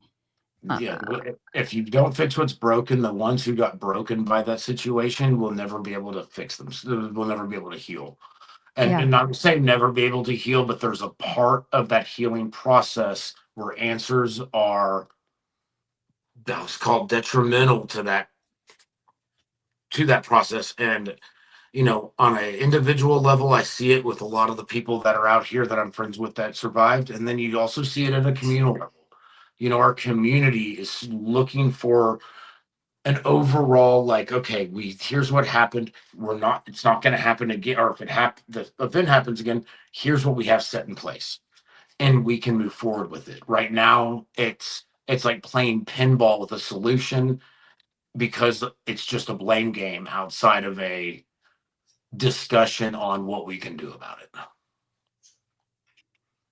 So we have the video. Would you like me to share the video now, Kelly? Yeah. I put a few different media this pieces. Is the video. This is the video you texted me. I converted it to play now. So this is after the fact. So there's a few different things. This is Ryan probably knows. Well, this is Oh gosh. But yeah, this is so here. Is this the pile at La Junta? Mm-hmm. So this pile's at the back entrance of Camp La Junta. It's the trunks. It's the personal remains or the personal effects of the campers there. Scott, the director of the camp, found me there because I was not aware of what it was, and apparently this pile was from the campers' families who picked up their stuff and tossed it out. Can I verify that or not? No, I leave that to Kelly, but that is what I was told at that point. Since then, this pile, from what I understand, has been buried. From what I understand. And I shot this video I shot this video on July 31st. I went out, August 1st. I testified in the public hearing on July 31st, and then I went out there on August 1st, and then I did speak to Scott, the owner of Camp La Junta, on that day as well. But yeah, that's just one of multiple piles. You want me to play the Instagram one now? Yeah. But I mean, I just wanted for folks to envision, like, and that pile also, it is dug into the ground. Like, I don't know, how deep would you say, Ryan? 8+ feet? Wait, deep? so Like, sorry, I got it. How deep would you say that? Oh, that pile right there from the bottom to where that spot is right there, that was 12 feet. Yeah. It was, I mean, massive. Just, yeah. It's like one of these things that you have to just see to believe. Like, it's bizarre. So that pile right there, just to put it in perspective as well. So that pile right there, that was 20 yards long, 8 yards wide. Like I said, probably 12 feet high. Those piles, there were probably 400 of them from Camp Mystic all the way to Ingram. And that's not to minimize what this is. That's just to put into perspective how much debris was up and down that highway. Yeah. And that's not including the houses and parts of camps and parts of. Like I have videos and stuff and that, and I can do another stream on that, another time. I don't want to, belabor the point too much, but it's just, it's a lot. It's a lot. It's sad. It's a lot to take in. When it happened, it was weird because it almost felt you didn't realize, I'll word this another way. You didn't realize the extent to which all of this was, because it felt very normal after a very short period of time. It was a weird feeling to have, that you would see this, but because it was so much everywhere, that it was a weird, what do you even call it? It was something that happened from the flood that was so bizarre, but you saw so much of it that you almost became used to it too quickly. And for the folks, Ryan, who were living there, right? Okay, so also want to remind everyone, and sorry, maybe I will pull a video up for perspective, because it is important to remember that people were live in this beautiful area because the river is magical. Okay. It is gorgeous. It is special. People love living by water. Like, water is life. It is. And so anyway, then you look at this and it's like, it giveth and it taketh away. And so suddenly this thing that drew you in and made you want to live here, suddenly you're living next to something that you resent and that you feel all of these negative feelings toward. And that is something that Ryan is combating. I think the entire community is combating. And so having these massive piles of trash, having, the debris, all this stuff, there's so many layers to this. Living in this mess for weeks on end, you guys, and the stench and I'm just telling you, I was going back and forth, 5 hours there, 5 hours back, whatever. I wasn't having to live in it. He was living in it. What's crazy is that if you watch a lot of the news segments during that time, people would be slapping their faces, and you'd always see the comments of people on the line. Why?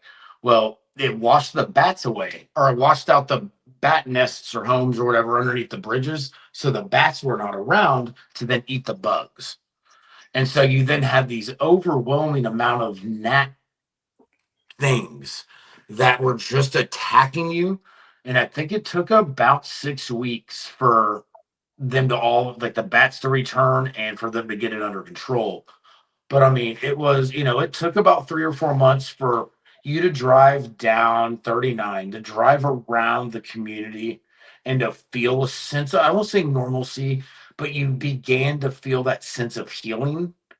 And like Kelly talked about, there's that part of it where people, So there are people that still in this community, because I have a group called Green Ribbon Project. I clean the river. One day I pray to God that we are able to find that little girl and that man for their families. But as we do it, people reach out to me and they're like, I can never get back. You see the post on Facebook, I can never get back in that water. That's sacred ground, that's all that. And I get part of that mentality of it. I can get where people can see it that way. But at the same time, that river's healed us for thousands and since it ever became a river. And it's our time to heal that. It's our time to heal that river so that this community can move forward. It's summertime again. People are starting to sail. They're starting to swim. They're utilizing the spots that the groups that are out here cleaning have cleaned. People want to get back in that river, but you have these two sides where some people just they may never feel safe in there again, or they saw too much and they may never be able to just feel that freedom, or that they will never feel the essence of that river in the way that they did before ever again. Yeah. I have the Instagram video. Would you like me to play that now, Yeah, Kelly? sure, please. That'd be great. Thank you. I can't get it full screen, but that's the best I could That's do. fine. That's fine. Yeah. So just to set this up a little bit, you guys, I had mentioned earlier that I had that the boys and I had gotten to know Samantha Bush and Kyle Bush, and the Bush family, and so it was terribly sad to learn of Kyle's passing this afternoon. And Samantha had me on her podcast in October to discuss the flood.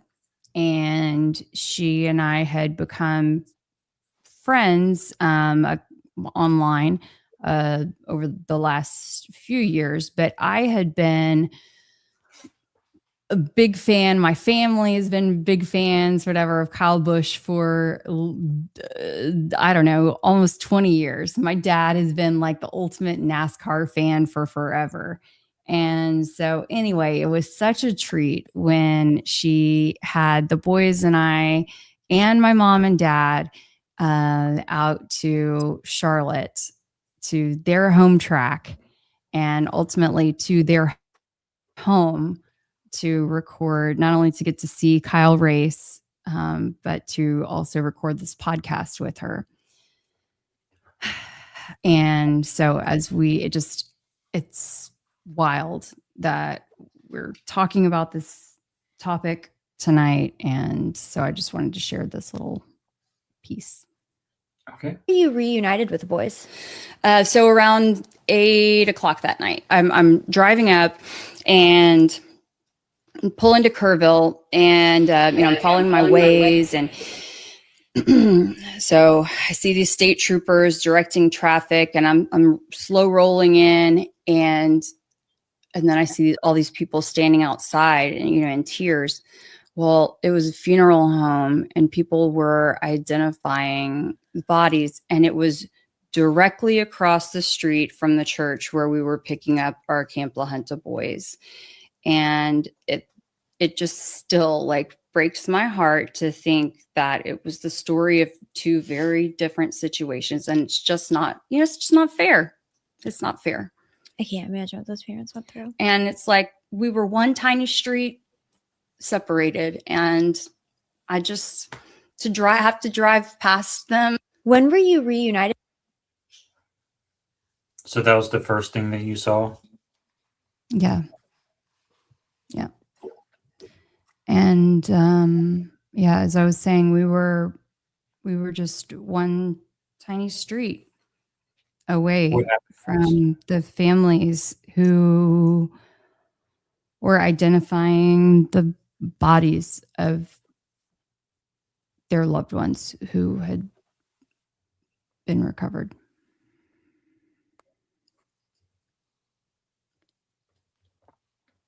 And it just did not seem fair. But, you know, everyone was doing the best that they could with logistics, obviously, in that moment. It was just like hard to celebrate anything in that moment. Then what So, happened? I mean, I love, you know,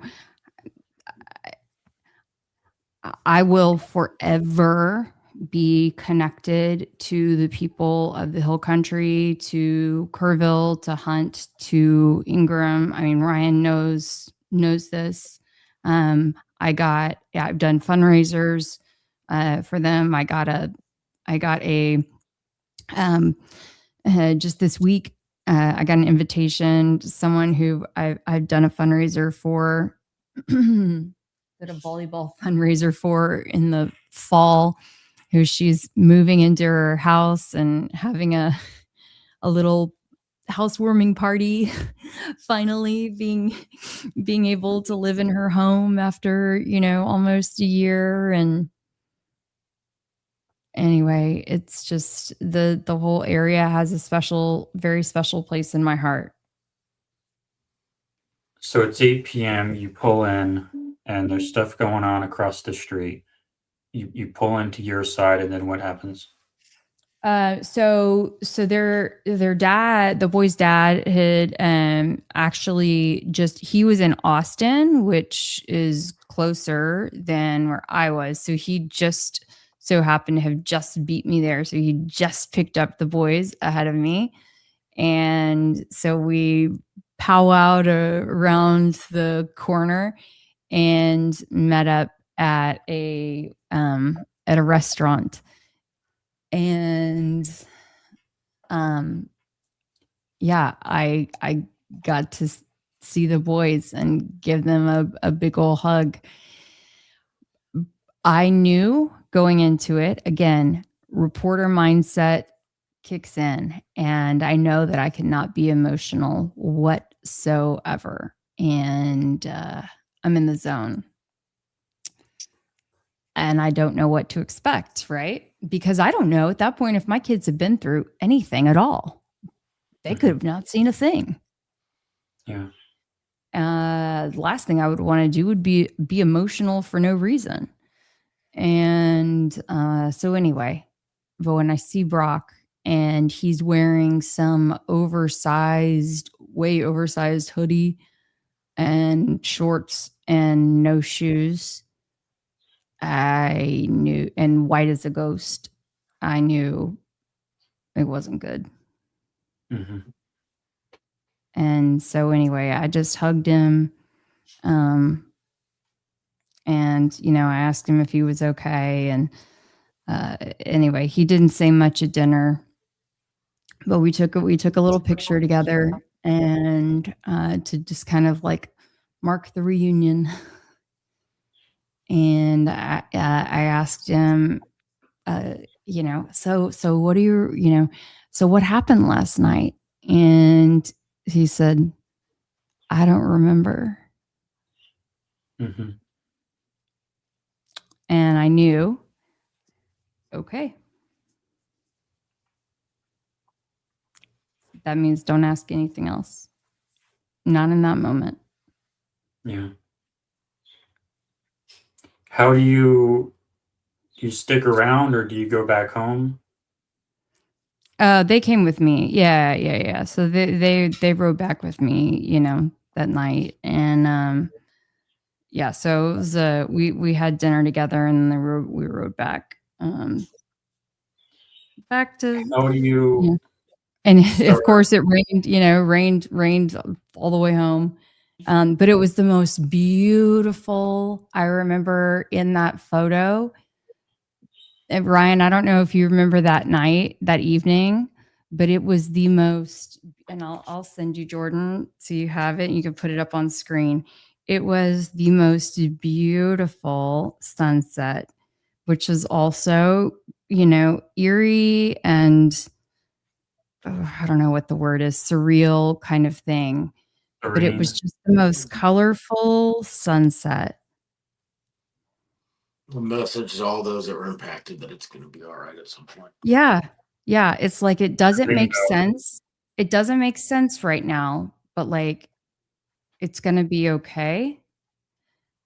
Like a rainbow after no So there's a flood. picture. There's a picture from about a week and a half after the flood, I think it is, where a perfect rainbow stretched over the sky or the skyline of Kerrville, and let's just go with it. Was shared quite a bit along social media. Is very much a sign that we know, with after everything we'd been through, that everything was going to be okay. We were like, we after a community gets impacted like this, you just look for signs. You look for some sort of hope. You look for some sort of something that just lets you know that it's not always going to look exactly like this when it comes to the chaos that's in front of you. Oh, that's that photo. I think I've Yep. seen that photo before. Hold on. That's a happy photo. I mean, yeah, all things considered.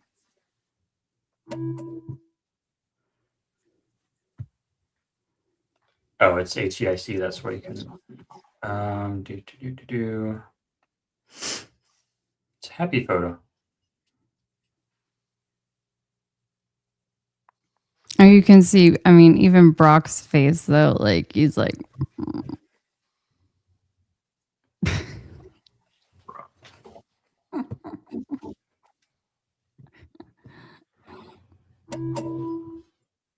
And this is the sun. Can you come over here, please? Then there's the sunset photo. That is a beautiful sunset. yeah, I mean, it's crazy how vivid it was. And so the place where the weird thing is, the place where we're eating is right. Ryan, you might recognize it. Golly, now I can't think of Trying to look at what that. it's called. Hold on. I'll be able to pull it up on it's Ringo's on the river. Yeah, so that's right. I mean, that's 100 yards down from that first spot that I ever saw the flood at the boat. And so you can see right there, like all the sand or dirt, whatever, you can see how the water had risen, right, all the way up, and then that it had gone back in off the bank. And it looks so serene, but is what a contrast in that exact area, right, of what it must have been like. Oof. So you guys go back home. When do you start asking questions? When do you start coming back? When do you start trying to figure out what happened? I mean, I get the next morning. Yeah. Yeah. When did you first start I realizing started that the next day. something? When did you first start realizing something was off? I knew the next day. Like, I mean, I actually started doing TV interviews the next day, just because I knew, again, as an investigative reporter, that no one else was going to be in the position to talk. And I knew that in my heart of hearts, there was something wrong. And that if I did not, at least I didn't have to like say that something was wrong. But if I did not share if I didn't speak up at all, then the media does not pay attention to the story. Okay. That's just the way that it works. If no one is going to interview, if no one is going to return the calls, then no one pays attention to the story and the media moves on. Simple as that. And so, I'm like, I've got a story to tell.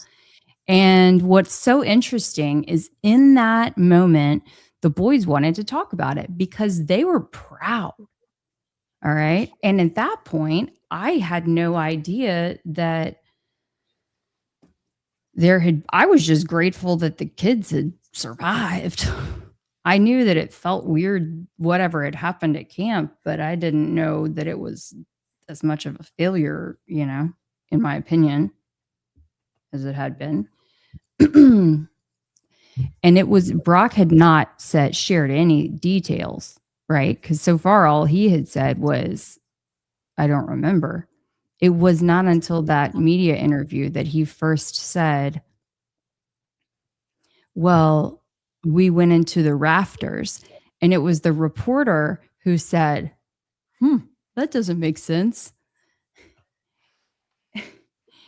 And I had never heard him talk about the rafters before. And so anyway, I didn't really think much of it, but sure enough, that little boy was telling the truth. So anyway. Can you tell me about this photo?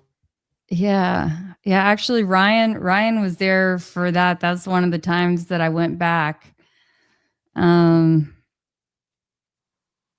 That's in an area behind where I'm standing.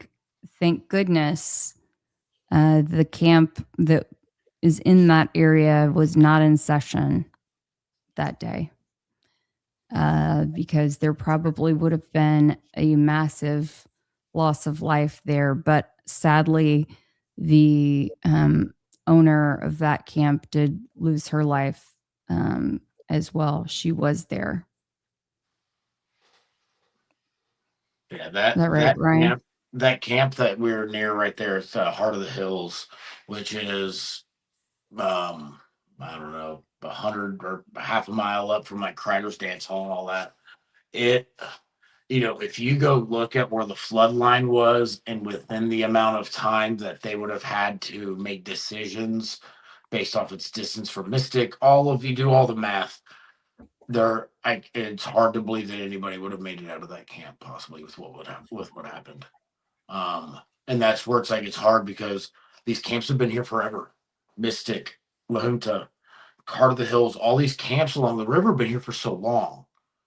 And we've seen floods hundreds of times, but we've never seen anything like this where a building that's off on the other side of the highway and is 3 stories tall, the second floor of it is completely destroyed. Yeah. And that's why it's like, you know, I could never discredit any emotions or feelings that Kelly has about anything, because what her kids, I mean, I know Brock and Braden, awesome kids, like, you know, talked them through a lot of this stuff. It's so hard though, because there's such a chaotic event that it's so hard to say what really in that moment anybody could do differently. It's just so hard because I've seen so many floods in my life, but nothing where it rose up to 80 feet. None of that ever makes sense. If you look at the numbers, just none of it makes sense. And that's why it's like people who are in pain, people who are angry, you know, our community will always, like Kelly was saying, like the hill country always holds up, will always hold a dear place in our heart, if you will. That same feeling extends from everybody who lives here towards anybody that was affected by that flood. And we know that what their pain comes from. We get it. We do hope that we can stop the blaming as much and all look for that overall, like I was saying, that overall solution, because that overall solution is what saves 119 lives, not just 27. If that makes sense in that way. Like it's so hard, because it's like I hear Kelly's story and it's like I've heard it from Brock and Braden themselves. I've heard it straight from their lips, and it breaks my heart to hear it. It breaks my heart to hear that there were breaks within, command chains, all of the things that went wrong, that did go wrong that night. I hope that stuff, there's a way to find a way to address that stuff, I guess, and for us to find solutions for it, so that not just can we fix a problem, but we can all move forward. From people in the community to Kelly alike. and to Braden and Brock and to everybody that was affected, so we can all move forward. It's like, So- I mean, I want, you know, like I want, we've fought for law changes, you know, my boys, and we can bring this up in a minute, you know, my boys, I've testified, now twice before the legislature, and even my boys have gone to testify in Austin as well. I'm so proud of them for that. But it's like we couldn't even get an apology from the camp. Instead, we got kicked off of their mailing list. You know, it's so disappointing the way that things went down. And we're very, very respectful. And, So. and you would hope that how they are now targeting Mystic in that way, that they would, if they're going to target, that they're going to do an overall targeting of La Junta, of all of these camps, to look at a systemic issue, because right now they're just focusing on one issue as opposed to something that, you know, the systemic aspect of it is what brings Kelly the ability to know that kids aren't going to go through what her kids went through in the future. Yeah.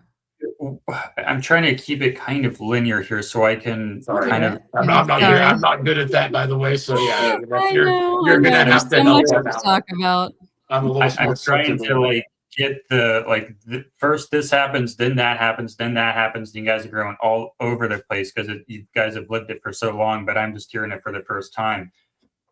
Ryan, can you walk me through the first day and the national response, the first week, the first couple weeks? Can you walk me through the overview of how it goes from this massive international response down to where you feel like the last man standing?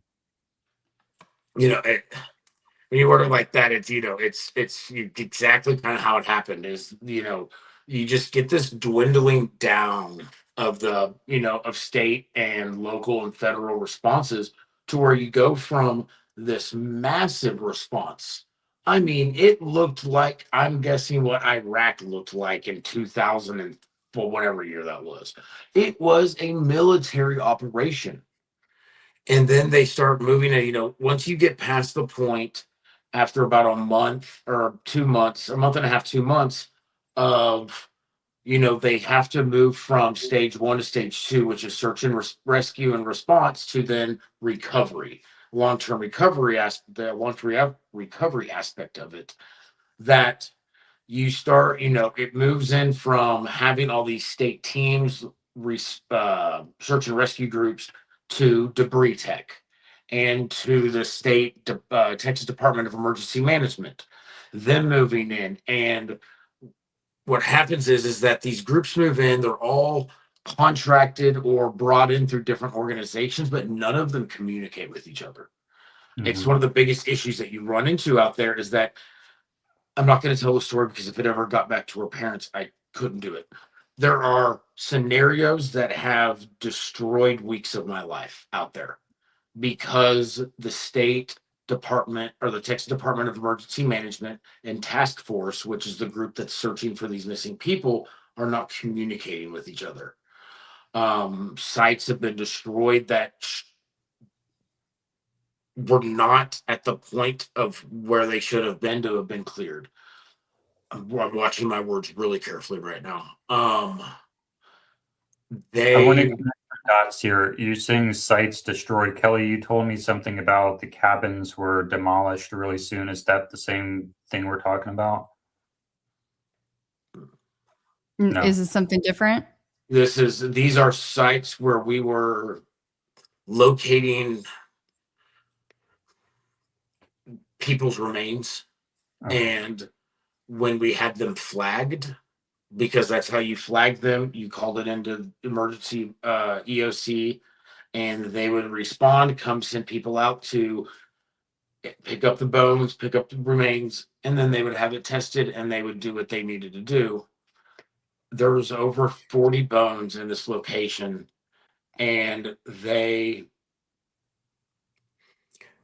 brought in an excavator, picked up every single one of these bones with the flag, turned it upside down, and then brought in another excavator that was on track. So it's a big excavator, like a big son of a gun, picked up a tree that had come out during the storm, and they leveled these 3-foot mounds of rocks where these bones were. The bones had never been picked up. That area had never been re-hit by dogs. And the state said that they were doing what they were told, and that then they were doing it for preparation for ground penetrating radar, which is not how that works. There was so much miscommunication and chaos, and this location that I'm talking about is so close to where it would be a high probability area, we'll call it, that why these decisions were made, I'll never understand. But those decisions within it are what created so much of this chaos. So as groups came in, there were so many chiefs that as they left, there was no communication between them. So you had multiple operations going on during one operation, if that makes sense. Mm-hmm.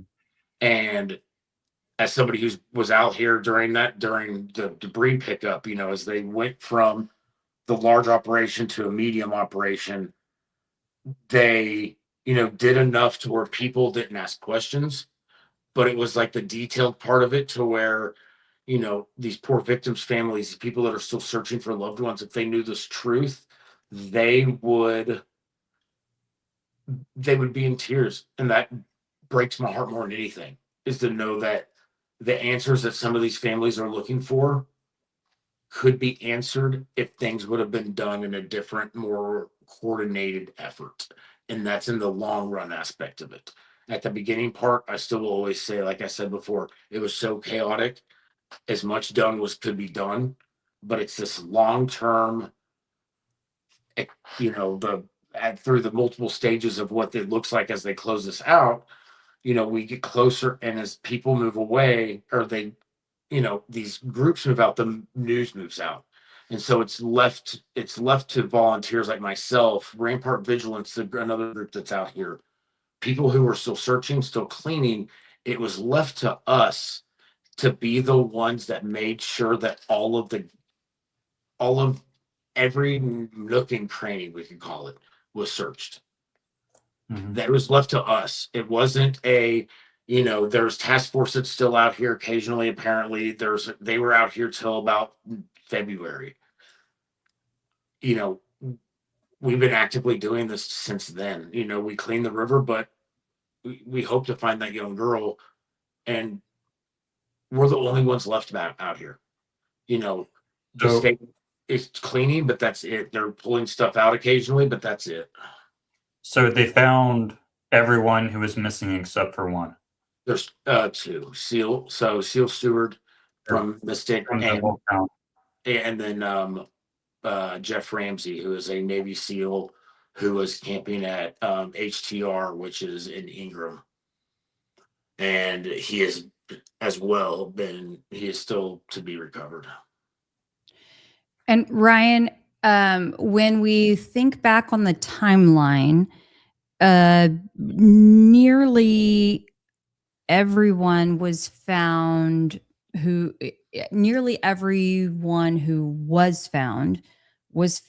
within what time frame, would you say? I mean, the ones that we discussed, the 119, many of them were found within those first 2 weeks. 2 weeks. Within I'm not going to give you an exact number, but I mean, it was, there was a point to where within a few weeks that we were not sitting there going, are we looking, how many people are we looking for? We were at that point at least a little bit more specific on what we were looking for. It wasn't a broad question we were asked or answering. It was a very specific one. But I would go with, I think it was about 2 weeks, but within the first couple of days, as that water went down, it was pretty quick that victims were starting to get pulled out. Yeah, because I was thinking it was maybe almost all there was not anyone within 48 hours that was I mean, discovered to be it was, alive, for sure. well, yeah, I mean, it went from search and rescue to search and recovery in a practical sense very quickly. It was, they said search and rescue, but based off the water flow, all of those things, it was a search and recovery effort very quickly within those after those first 24, 48 hours of the flood, because anybody that was pulled into that water, I breaks my heart to say that I can't imagine how anybody could have made it through, especially coming up from as far up as Mystic and those camps were.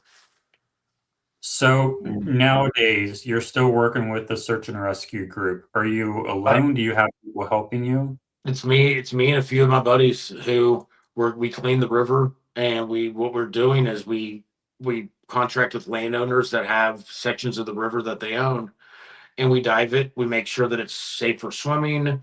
If there's any trees, anything in there that was left behind by the state or by any of the clean crews, is that it's searched. I dive. I'm a diver now, I guess, with this all. And so it's like if we find a tree in the water that is big enough to where nobody could have seen underneath it, I'll search that tree to make sure that any victims that may remain are not there. You have to, at a point, change the narrative of what you're saying you're doing from looking for a victim to cleaning the river, because of that closure aspect of it for our community. And and I know that doesn't help with the stewards at all, like the Ramseys, but you do it, but you also are doing it under the guise of still searching for them. You're cleaning the river, but I live here. I mean, that river's why I moved here. I've been free diving it without tanks for ever since I moved here. I will always look for that girl. I will always be searching for that girl to some extent for the rest of my life. But at the same time, it's hard for me. I can't openly go out on the news, or I can't openly make a statement that I'm still searching for her, because that right there, like we were talking about, that sets us back in the past. That's not a forward movement. What I think you're saying is, if like a visitor who doesn't know anything about the floods were to visit and go fishing, and they see you out in the river down there, and they ask, hey, what is that guy doing? If the answer is they're looking for a victim, that signals one thing. But if the answer is instead, oh, they're just cleaning the river, then it signals something completely different. It signals a new phase within this recovery effort for the community and for visitors as well, because we are a river community. People visit us. That's a part of the tourism aspect of it. And we don't want people to sit there and believe that this river is dangerous, that it's cursed, that it's all these things. We don't want them believing that.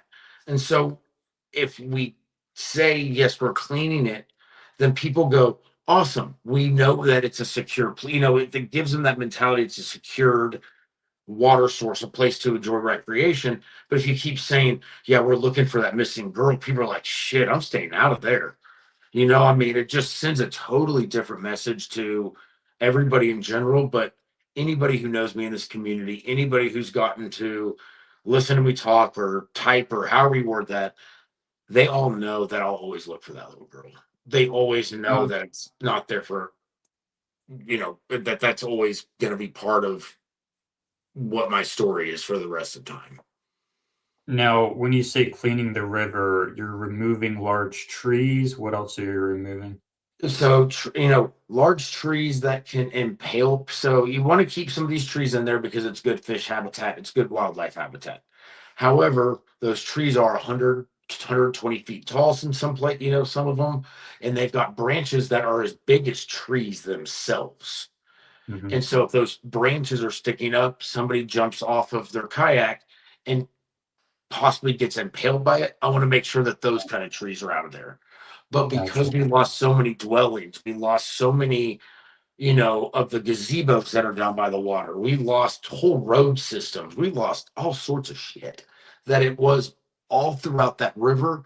And so, they did, the state did a decent, I'll say decent job of the cleanup when it was. But the problem is that, sheet metal, roofing, that kind of stuff that's sharp, that is flat.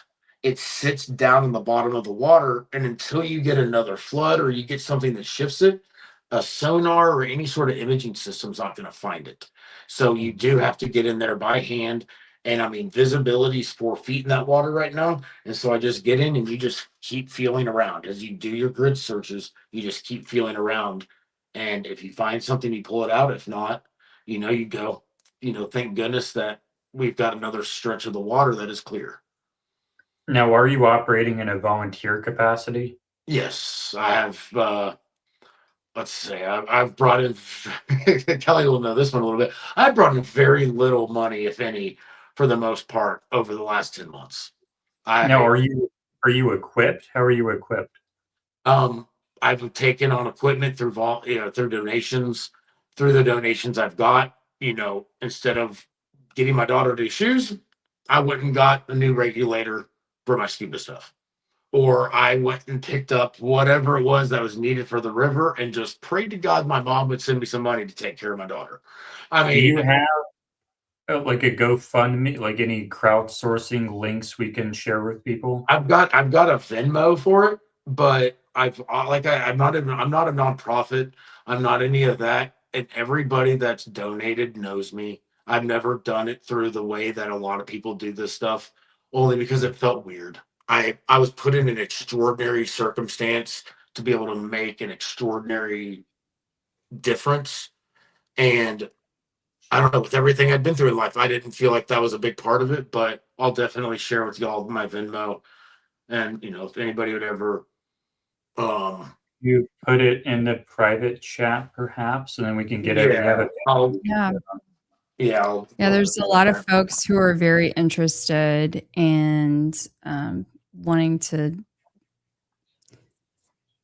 get your information. It's weird because I mean Kelly knows a little bit about this about me too, and I think there's a few people possibly listening that understand too.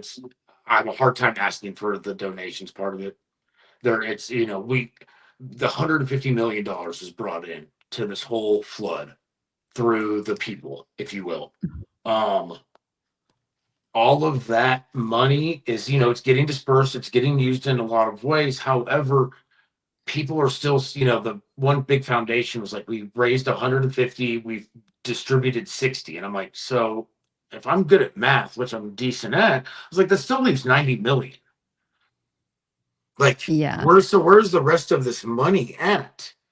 And to access that, they've got so many barriers up on it. And people have started understanding that the funds that they sent in have been used possibly for some fluff, if you will. We'll call it fluff. Call it an SHIT word, but we'll call it fluff here.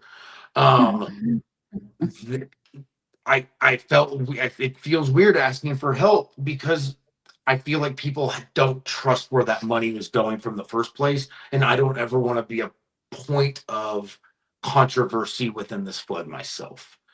And if funding is the way that gets me to that controversy, I don't want funding. I will keep doing it however I can do it. Well, I don't know about anyone else, but I would trust the guy literally swimming in the river every day trying to clean stuff up. That's who I would trust. I appreciate that. I mean, it's just weird because you see so much of what people were wanting to, what they wanted that money to go to, and it didn't end up going to those things. It didn't end up going to people's houses. They're having trouble getting money to secondary homes. If that was your vacation home, they're not getting you funding to remodel it when, people think of Hunt, Ingram, Kerr County as this very wealthy place, which it is. There's a lot of wealth here. But most of these landowners are generational landowners. They fight to pay their property taxes every year. They own it outright, but they fight to pay their property taxes every year.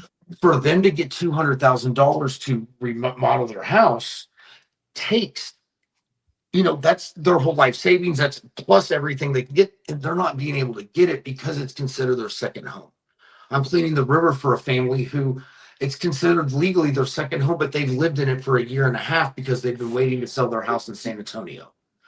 Luckily, some churches showed up with their own funding and have put some serious money into it and helped them get their house back. But why are they having trouble when $150 million came in?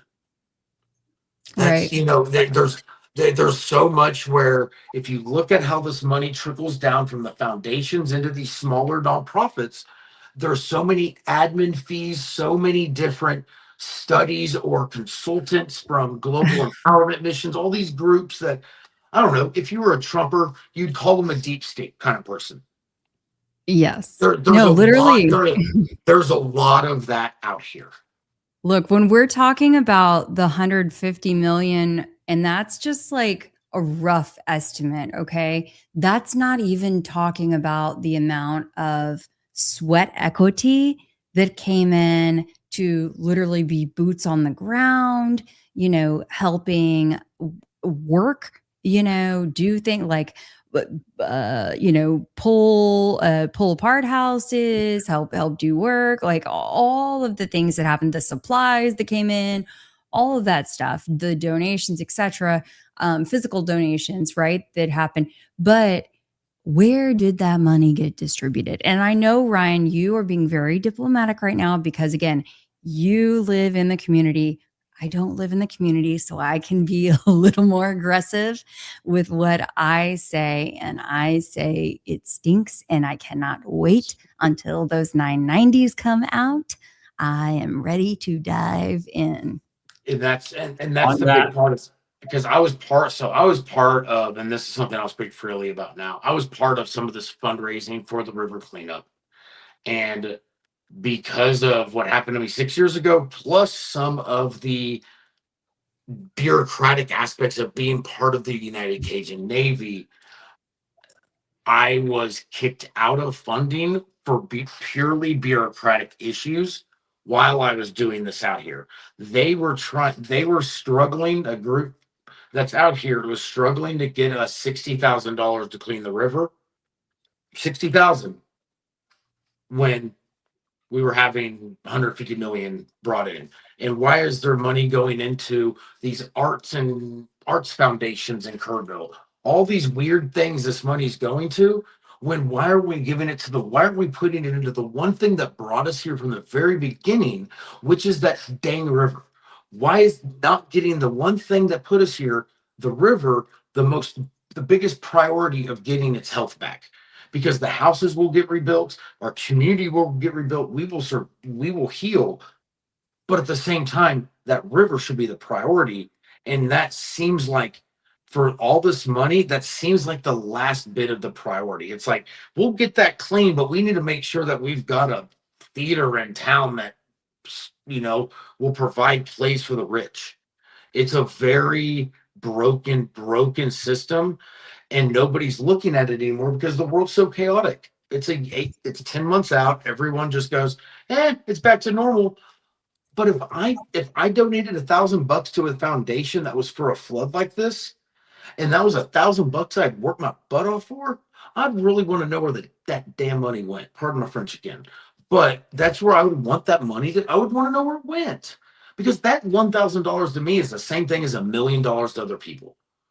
And so it boggles my mind that it's turned into, we're this far out. They're saying they've only dispersed, what is that, 2.6 or whatever. My math sucks right now. They're only distributed that much money, but they're bragging about it online and nobody's asking questions. They're bragging about it on Facebook posts. Nobody's asking that question. Okay, I see we've got a comment here. Sorry, Jordan, from Mary West. Hi, Mary. Born and raised in Hunt. We should have another episode. Get down and dirty with the truth of what happened and what's still going on. Story needs to be told, and I am here for it. Mary, okay. Hi, just I'll just say hi, Mary. I know Mary.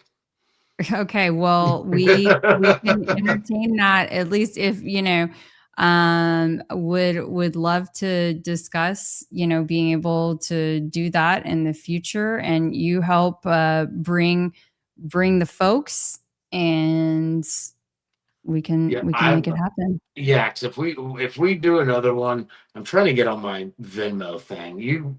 I think you have it. You have your phone available, Kelly. I think you have my Yeah. Venmo thing in there, or you can do my phone number on there. I think if you post Yep. it, I don't know. I'm barking up the wrong tree there. But no, like so. Hold Mary, on one sec, Ryan. Jordan, were you going to say something? I'm trying to move on to you have a video you want to play? Yeah. I was just saying we could play it while we're talking. Just for folks to get to see it. This is just for those who have not seen this previously, just to give some context about when people talk about, or when we talk about the surge that kind of happened, it's pretty impressive. It's pretty massive. It's really unlike anything. And I don't have the volume on, so we can talk over it. But in the original video, you can hear, So this volume. is that river that flooded. Yeah, and it comes in literally like a wall. When was this filmed? Here you go. Here's Ryan coming back in. Let's see. When was this filmed? This was probably, Ryan might know, if it was like 9 or so in the morning. It was a little downriver from where we were talking 9 about. in the morning after the flood? Well, after the flood, where we're talking about like earlier, downriver from, say, the area where my kids were. Hold on one second. I'm going to remove Ryan's. This was filmed on the 4th. There we go. Yes. Yeah. Okay. But so this was the morning after the bad night. Yes, but it's just downriver. So this is still flood day. It's just downriver. Is that how would you describe it, Ryan? Hold on, you're muted. Oh wait, you have to. You have a duplicate. Ryan, you're muted on your end. There you go. Am I back? Yes. Yeah. There we go. Now we're working. All right. Technology and me. So what day is this from? Does it say? This is that like super viral video. So that's from that morning. So that right there, like those waters are. So I'm not sure what y'all were talking about before, since I got cut off. But as I watched that, that's the part of this that still will always not make sense to me, is that see how that water flowing? And this is when there are people I know listening right now that when I got cut off, I saw a couple text messages real quick. That water, so when that water's going down, when you have a flood, a big thing that you end up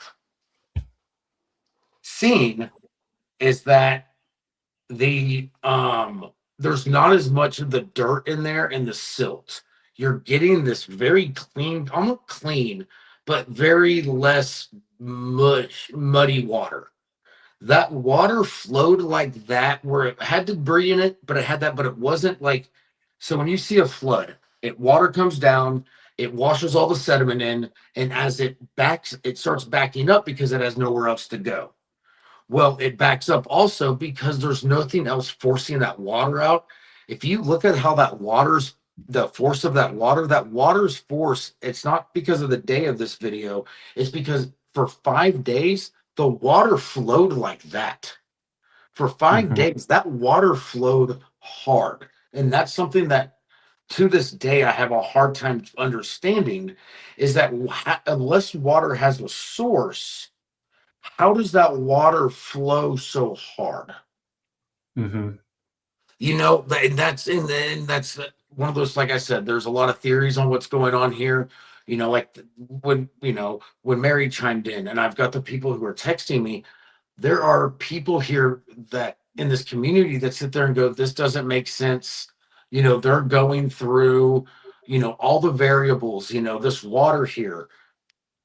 My pants from day 1 through 3 of the flood, those pants have stains on them that are purple, which is a color of a certain chemical that gets pumped into our well systems. If that's part of the reason the flood is, I can't tell you because that's not what I do. That's not what I am. I am a river rat. I'm not a scientist. But I can tell you that there are parts of it that don't make sense. And And I want to get back to that because you have a lot of really interesting thoughts on that, and I do want to get back to that. But Kelly, I wanted to ask you sort of on the topic of the financial stuff going on. I know that you've testified before a lot of people, and we'll go back to this view here. How do you get from your story here? How do you get from this happening and then driving home that night to now that there's hearings before lawmakers and you're going to testify? How do you get from point A to point B? Hold on. Let me pause this because it's just this video is insane. I will post this on my X because I want people to be able to see this video because you literally see it end up like overtaking this bridge that this person is standing on. You see trees going underwater. You see a house going underwater. This video is absolutely insane. Can you scrub forward to that? I guess I Yeah, needed it. yeah, of course. Yeah. Oh, that's Yeah, I mean, it's 37 about to like accelerate dramatically. Can you It's and I didn't want to like I have it playing in real time. I didn't want to accelerate it so that way people were literally seeing it forward in real time. Yeah. Let's see. Hold on. Hold on. Let's see. I want you to get to see kind of the beauty of this is like for people. Okay, here you go. So like you're about to get to see, watch this. Like you're going to get to see these trees get taken out and then taken under the bridge. And as somebody who's lived here for 10 years, watched, like I've said before, watched these floods, watched water rise with 8 inches of rain in a few hours, like we're, you know, known to get at times. It's not even within a percentage of what this is going on here. And I don't know. It's just like when I watch this, it's been a long time since I've seen any videos like this. Like I try not to too much. But it's like as I watch this, look right there. So right that's here. that's Center Point Bridge right there. That's where I was. That was that day is where that's where I go down. In just a moment, this tree is going to get consumed by the water. Here we go. It's going to get. Watch this. That is real. There is nothing. There's no AI. That's not AI. Fake Yeah. AI, whatever. Look, there's cars going by. There is nothing fake about this video. Okay. And you hear the guy, if the volume was on, I mean, the guy is he is professional as can be. I could not believe that this guy was so kept his cool as best there you see his finger, you know, in front of the camera. He just kept his cool and was standing there like he knew the drill to just keep rolling. So this eventually gets up to the level of the bridge? It does. Yeah. You see his finger again right there. Okay. And then it gets up to the bridge and he realizes like okay, look, it's getting up to the top of the bridge here. I mean, y'all, hold on. I'm going to scrub back to the beginning. Let's remember, here's where it started. Hold on. Here is where it started. So there's there's one of the surges that they talk about. That's the 2-foot surge that they talk about. And then within moments is that 14-foot surge that ends up taking it over. because that's that center point bridge right there. I mean, if you went to this spot in person and you saw, and you could watch this on your phone and then look at this spot, it's one of the more almost disturbing things you would see, because you would actually get this in person. Oops, I think I'm sorry. Yeah.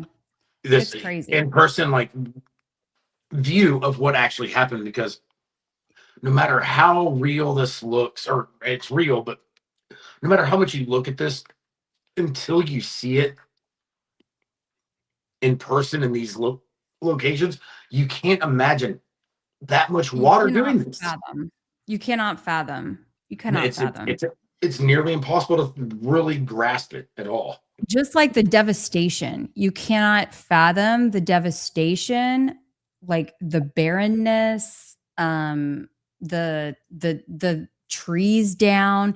You can't fathom the size of these trees until you like see them in person. But we're going to do we're doing our best we can to illustrate. Okay. So basically it's to the top at this point. Now it's like, okay, really, really, really almost to the top. He's all right. He's still all right. Their cars are really slowing down.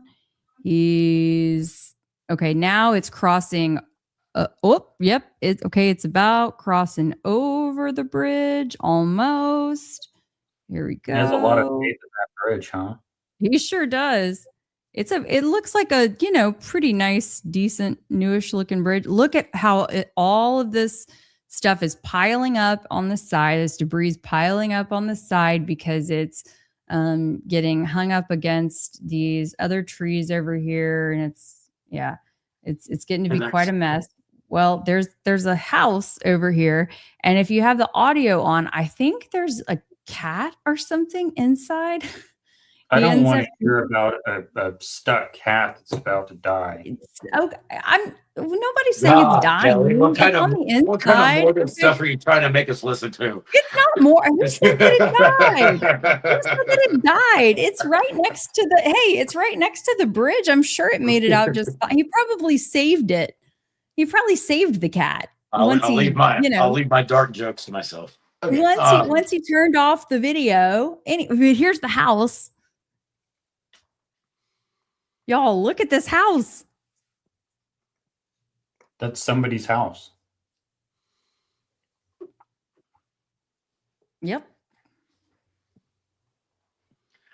And stuff like that. So when a house would go down like that, especially up like towards the Hunt area, it would start falling apart through the water, through the rapids and all that. And that's the kind of stuff that, not as much now, but at a point, groups like Rampart and all that, we were pulling out of the river. I mean, that's, it wasn't just trees. It wasn't just a piece of sheet metal. It was whole sides of houses that were getting pulled out of the river. Mm-hmm. I mean, all this debris that you're seeing too, at some point has been filtered through. Personal remains have been brought out. I mean, it's been a long time, like I said, since I've seen these videos. And as I watch it's crazy to think how far we've gotten through all of this. I mean, vehicles, RVs, trailers, everything imaginable. Because and the other part too is that how the Guadalupe work out these hiccups. It's too many nicotine pouches. How the river works is that it flows and it has pinch points to where the velocity picks up, and then you get to areas down the river like Ingram Lake, Nimitz Lake, Kerrville Lake, and then down in Center Point where the river widens out. And so what happens is you get these push points, the water goes through, picks up that velocity, and then it hits these wide areas, and so it loses velocity. Where it loses those velocity, like I was saying, are our lakes that are dammed up in the river.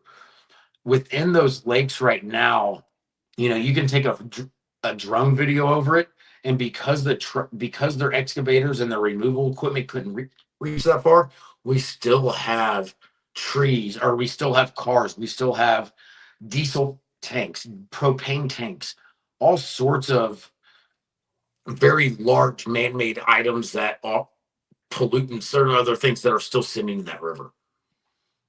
Mm-hmm. And you see, before we take this just off the screen, then you see the video basically ends right here where the water has completely crossed over the top of the bridge. They have crossed, barricaded off the bridge. And there's just a massive amount of, not only water, but various debris and whatnot coming across the top. So that bridge at Center Point, if you had I wish I had a picture of it available. And that's within 30 minutes, you guys. By the time the flood was done, that bridge was 15 to 20 feet high in places of debris once all of it was said and done. It went over that bridge, and I mean, it was displacing all sorts of stuff over it. There. Let's remember, from there to completely. For people listening only, we start off with a small little stream, and then it comes up what seems like 40, 50 feet up to the bridge where the person is standing, and it's basically up to the bridge. It's crazy. Yeah. Just unprecedented for that area, I think, right? Ryan? Yeah. So I mean, you could glue three or four floods together, and you wouldn't get that are big floods, and you wouldn't get anything like this. Yeah. Okay. So I'm trying to get to the last two plots. Sorry, I know. We have so much. There's so much to talk about. So the last two plot points are like testifying before lawmakers, and then what we think might have happened. I want to get to those real quick before we end. Okay. How do we get so that we have like a complete full story, even if it's not as detailed in some of the spots?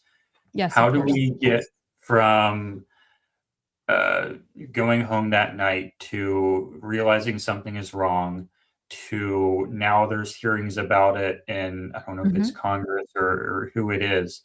How do we get to that point? Yeah. So I would love to be able to, if I can, share just some of my testimony as well. Just because it's raw for me, but I think that it's important to get to be able to share that because we're all friends here, right? Share a little piece of my heart. And do you have that? Okay. So basically, I mean, I'm someone who can't just sit by and what's that? I pressed the button for it to add to stage, and it does not add to stage. I would like for it to add to stage. Okay, maybe I need to take something off. How about you want me to take something off? And now mine disappeared. I don't understand why. I wish that when I press the button, it should do what I ask it to do. Okay, I can take. Okay, so What's the context of this hearing? So I'm getting impatient now. I'm getting so impatient. That's okay. Sorry, what is the context of this hearing? So I'm just not someone who can sit by and, take the status quo and wait for someone else to handle it for me, I guess. Never have been that way. And the Committee on Disaster Preparedness and Flooding. Yep. And so I drove my booty up to Kerrville and went to show up there, and I was quite nervous. So this is in Kerrville. This is in the same city. Same town. Yes. Yep. So So about at that point, it was like 4.5 hours or whatever that day, and was like, anyway, I ended up being the only camp parent who testified that day. And I felt bad going into it because I just want to know like what's going on here. yes, yeah, sorry. But this is important.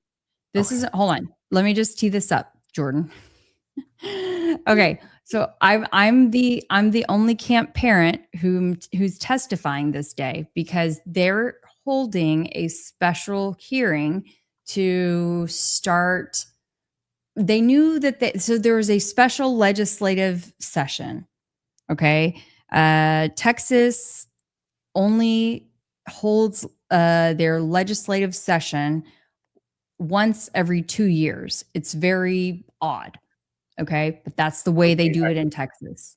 I don't understand their legislative session. So the purpose of this committee. Please let me explain to you. So they were out of session. That's why so they were out of session. That's why they're holding this special session. And who is they though? This committee. And is this like a state level? Like who are these people? The Texas, yes, this is a Texas legislative committee composed of House and Senate members. These are House and Senate members for the state. Yes. Okay. And this is a committee made of those people, and they're coming down to Kerrville as a special committee that usually doesn't meet, but it's important enough that they met for this. Yes. Okay. Because typically the Texas legislature is out of session, but because this was such a big deal, they convened for this situation. Now, an analog, just so that I understand fully, when you see like committees in like federal, like DC Congress, you see committee for this, committee for that. That's the same type of deal as this? Yes. When it's a special investigative situation, yes. Mm-hmm. Okay. Yep. And what made this unique is because they came on site. Mm-hmm. So they ventured out of the Capitol, and given the fact that Kerrville and the Kerr County was going through a lot, they ventured out of Austin and our state capital and made it to Kerr County, where sort of the primary incident happened. And why? Because things were in ruins. And they wanted to see it for themselves. Yes. And so some of them saw it for themselves, but also because they wanted to hear from the people. And granted, the people, we're still in very much recovery mode. Mm-hmm. And their didn't goal really have the means or resources necessarily to go spend a day in Austin.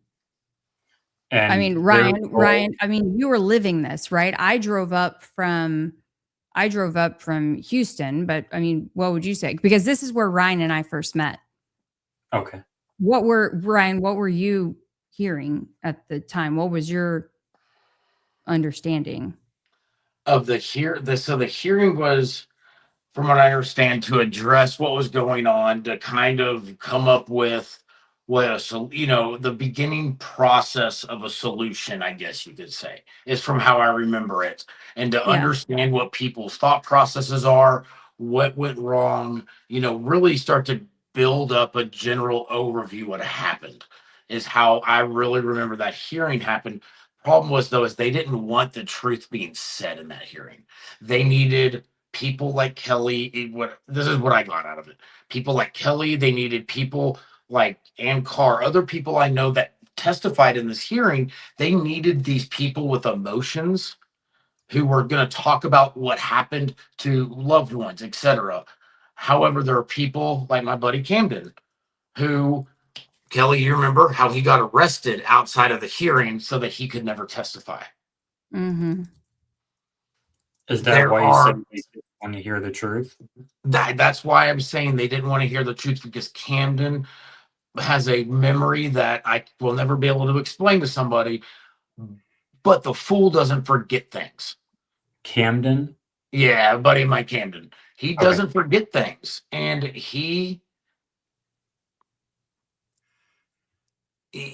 let's just go with they knew that he had built up enough evidence, he built up enough knowledge of what happened and saw enough, because he's a resident of Ingram. So he was past that checkpoint. He was down there in ground zero. And they, found a way for him not to be able to testify. And let's say they executed on that. And how long after the event was this hearing or committee? So this was on July 31st. The event happened on July 4th. Just about a month ago. Yeah, just under a month. And so who testifies here? You're the only.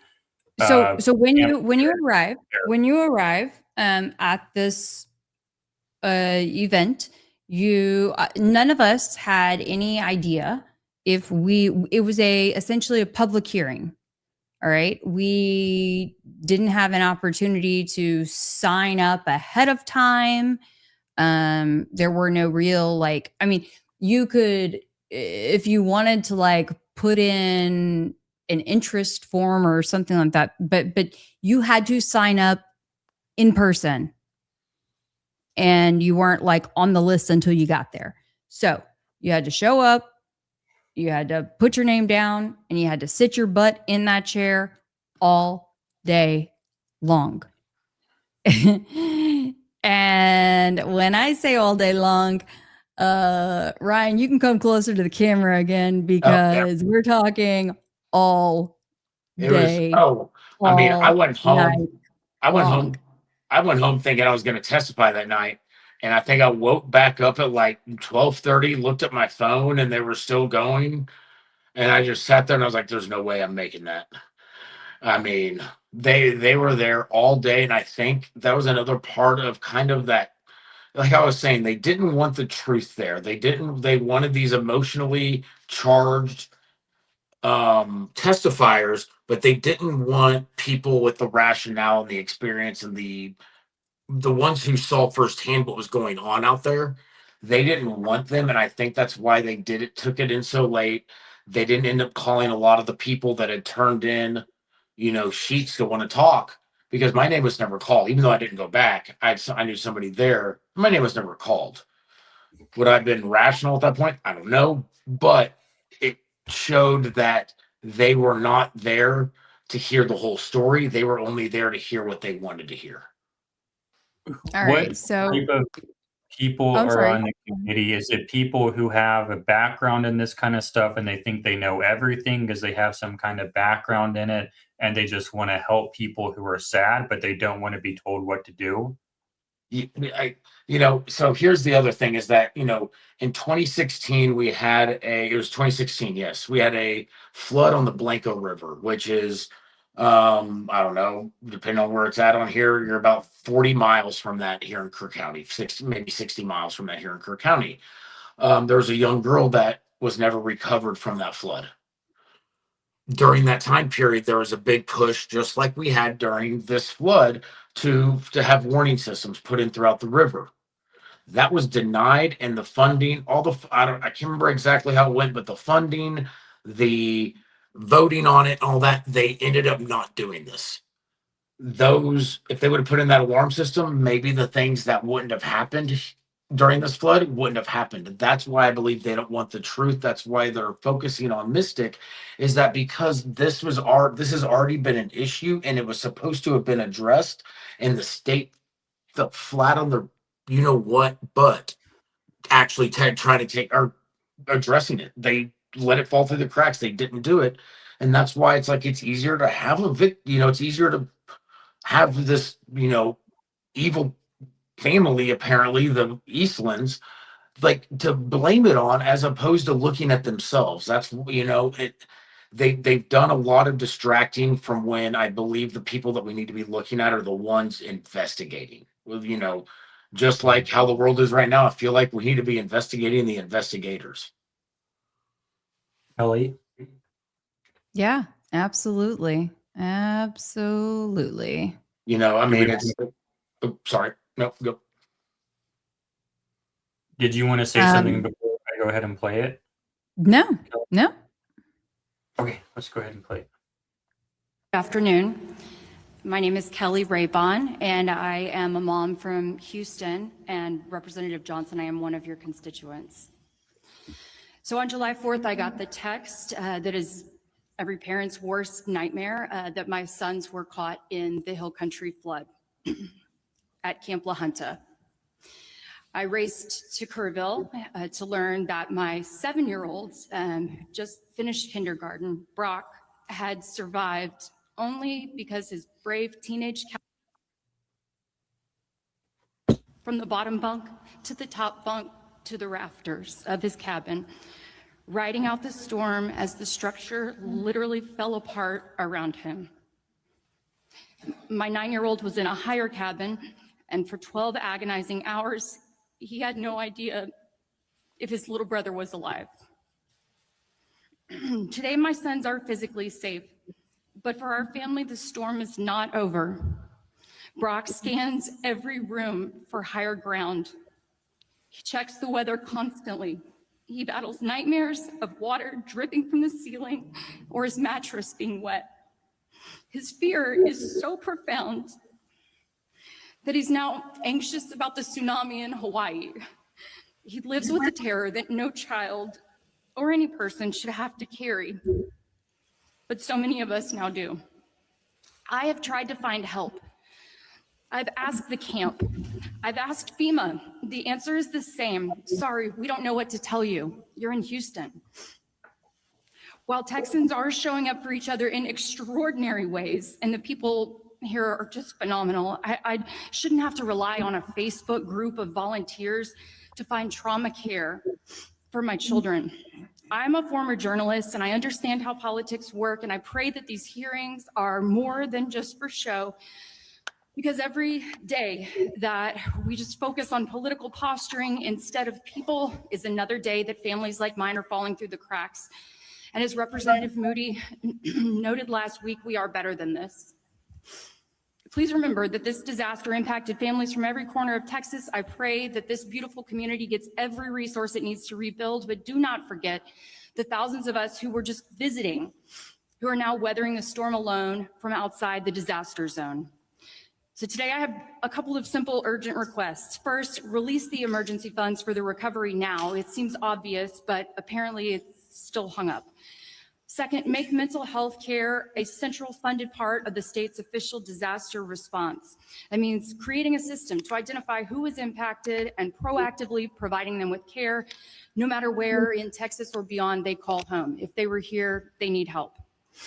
And third, after hearing about the camp emergency plans or lack thereof, please address that. That should be mandatory and frankly published on every camp's website for the public to view, not just in an office somewhere. My sons didn't ask for this tragedy, but as their mom and a lifelong Texan, I am firmly asking for your help. It's time for the state government to do its job, and please help the wounds that cannot be seen, because they will not heal on their own. Thank you. Thank you, ma'am. Why did it matter that you were in Houston, the FEMA response? Well, apparently to FEMA, it mattered because we didn't qualify for any emotional assistance, any sort of assistance. We were not victims. The boys were not victims of the flood, even though they were physically there. And, Brock especially looked death in the face. Yeah. Because so from what I remember is at the very beginning a big a mistake they made, how some stuff kind of got screwed up was that you didn't qualify for the mental health stuff from the state unless you lived actually within the recovery zone. Yeah. And you then saw- that's where Kelly, I mean, after that hearing, I remember when you met in the back with whoever that one Congress lady-ish person, Yes, whatever it is. Yes, Colkhorst. Yes. She finally came back there and was like, we're going to get this taken care of. But unless Kelly would have said something, that issue could have gone on for months because nobody may have addressed Years. Years. Was it you fixed? know? Yeah. Was it fixed? Yes. Yeah. Yeah. You So got that was fixed? just one aspect. Yeah. I mean, and at that point, like I was the first camp parent to speak up. I think a lot of them were scared at that point too. Of course. Yeah. Yeah. So I knew that I had to use my voice. I knew that God gave me a voice. Stuff happens. Okay. Stuff happens in my life. And I have been given a voice. And so I just know that I have to use it, as hard as it is at times. And so that's why I get my butt up every day, as hard as it is, and I'll drive wherever I need to go, or I'll get on this camera and this mic and I'll cry my eyes out, as hard as it may be. And I suck it up and I do it. Because somebody needs to hear it. You talked about the emergency plans and posting it on the websites. What can parents do to better not prepare for, but anticipate this kind of thing? Maybe not just floods, but just in general natural disasters. I think just ask more questions, not take things for granted. It doesn't mean that you're a bad parent or that you are dropping the ball by not asking those questions, because you do understandably make an assumption, right? That a professional has taken these things into consideration when they're running a professional licensed operation. But apparently you can't take that for granted. And you can't take for granted that our government has certain laws and regulations in place to protect you either. And so asking questions is important. Being the squeaky wheel is important. And as they say, there's no such thing as a stupid question, right? Just you would rather ask the question. And I think to top on to what Kelly's saying too, I think there's a part of it as a parent. I've got a 7-year-old, almost 8-year-old daughter next week. And what it taught me as a parent is that a lot of this awareness starts at home. I never thought I'd walk my daughter through protocols for an emergency, in this world. But this taught me that, if we go to a certain area or there's a certain thing that you can do, that there's ways that you can prep your kids to understand what they could possibly get into. And,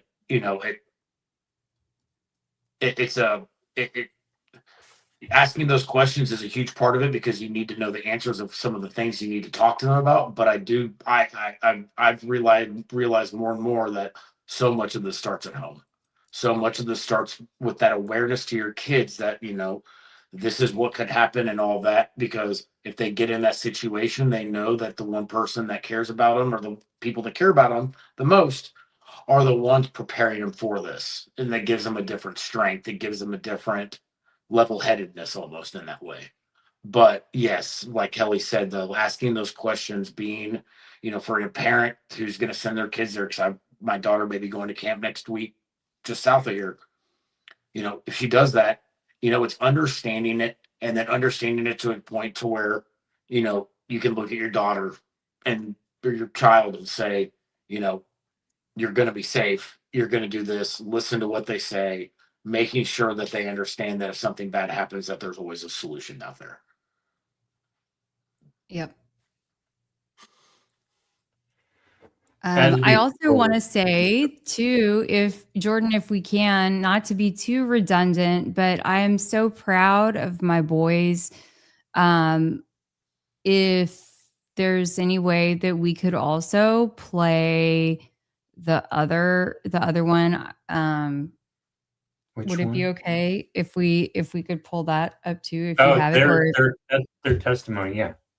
Yeah, I would love to be able to share that too, because I am so proud of my little guys. So do you have that? Is it the Today Show? Oh, no. I'll pull it up though. ABC News? No, they went to Austin and they testified actually before the legislature. So it was another hearing. That's right. You just told me that. Yes. I'll pull it up though.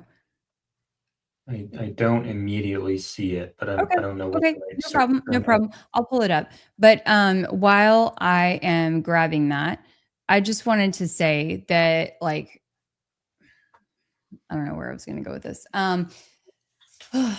I mean, we've learned so much from this experience, but it haunts us every single day. Like, I mean, Brock, as you guys, if y'all have followed me for quite some time, you probably know Brock's like sleeping underneath my feet right now. He's been asleep under my feet for a long time.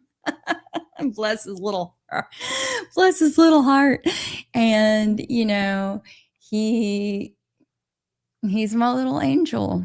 Okay. And Ryan has had, I guess I would like to say, the pleasure of getting to meet the boys a few times. And they're super, super special little guys. And I just think that they're meant to do special things. And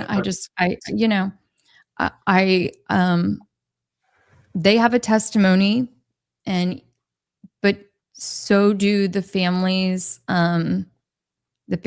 who lost their loved ones too. And so it's like, it's with very mixed emotions that I would talk about this stuff, because you feel this level of guilt. I'm very involved in the survivor community in this space. Okay. When it comes to like therapy and all this stuff, right? Because I want to help people who are recovering, and we are all going through different journeys. And there are people who have lost not just physical things, but loved ones. Everybody has a different story. And so it's like, I don't know. Like, I don't have the right words. I don't have the right words. So all I can do is share what I can share, and just know that, like, I'm not going to say the right things all the time. And I'm sorry. I think I found one, but it's really tiny. Is it? Okay. Ryan, how do you work through that when, like, because randomly you're probably like running into people who maybe sometimes like will have lost a loved one or a friend or something. I mean, as you know, my journey through this has been something I would have never expected. Knowing the Stewarts from childhood, knowing Abby Pohl's uncle from childhood,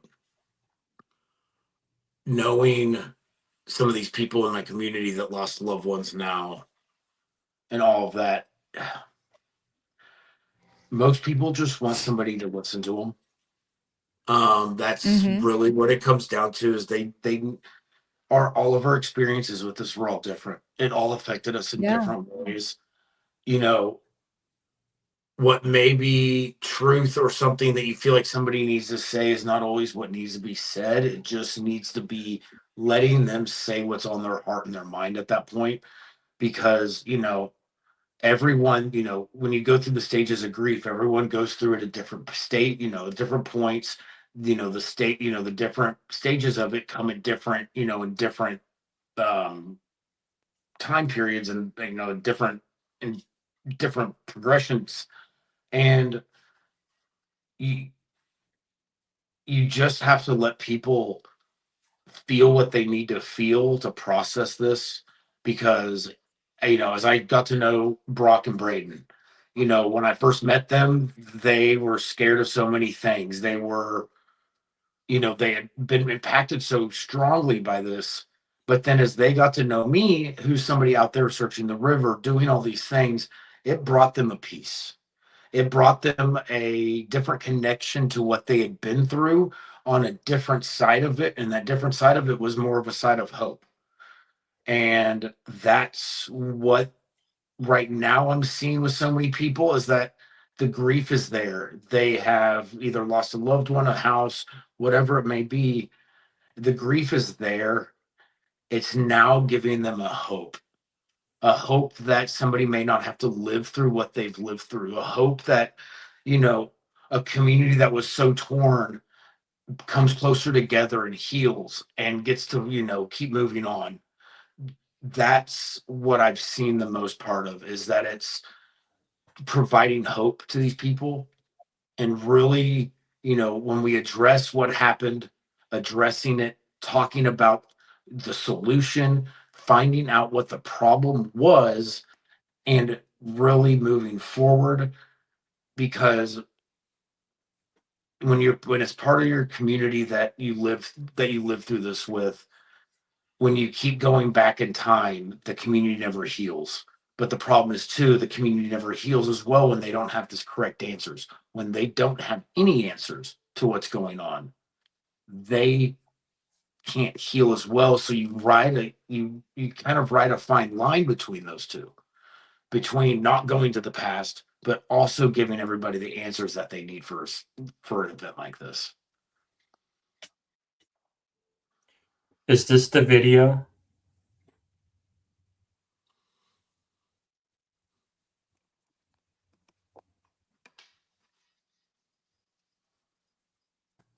Kelly? Sorry, I had my mic muted while I was trying to make sure that I had it pulled up. Or do you have it better?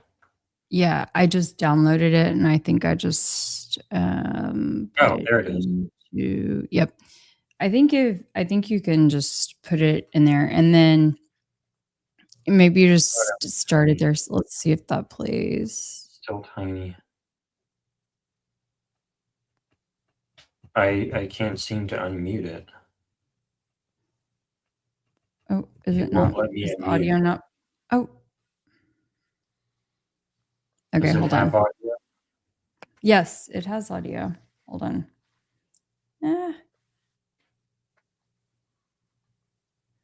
I tried to download it from my. I mean, you can play it from I think it's the same size, so I really wish this button would let me add it to the stage. I don't need to press remove. Here we go. Like if I press add to stage 10 times in a row, it should add it to the stage, in my opinion. I should not have to go hunt for the one that's already on stage and press another button. Okay, I think the audio should work. There you go. On July 4th, and they are alive. Are there any specific parts that I should play? Because it's Just, 15 I know minutes that it's a long. long video, so you can just play like the main.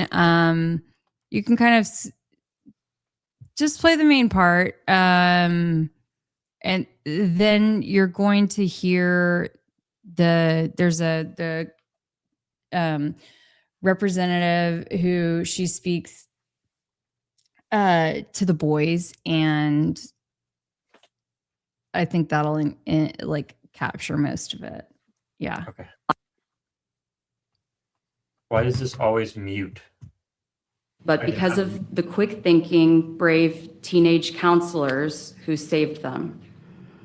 I wasn't sure that I would speak again, but yesterday my 7-year-old Brock looked at me after hearing about some of the testimony from earlier this week and said, "Mom, can I please go and tell them what happened?" Like that campers practiced emergency drills on day one. My sons say that that never happened. We heard that there was an overnight security guard. So my question is, how did an entire dining hall start to fall apart without anyone noticing or calling?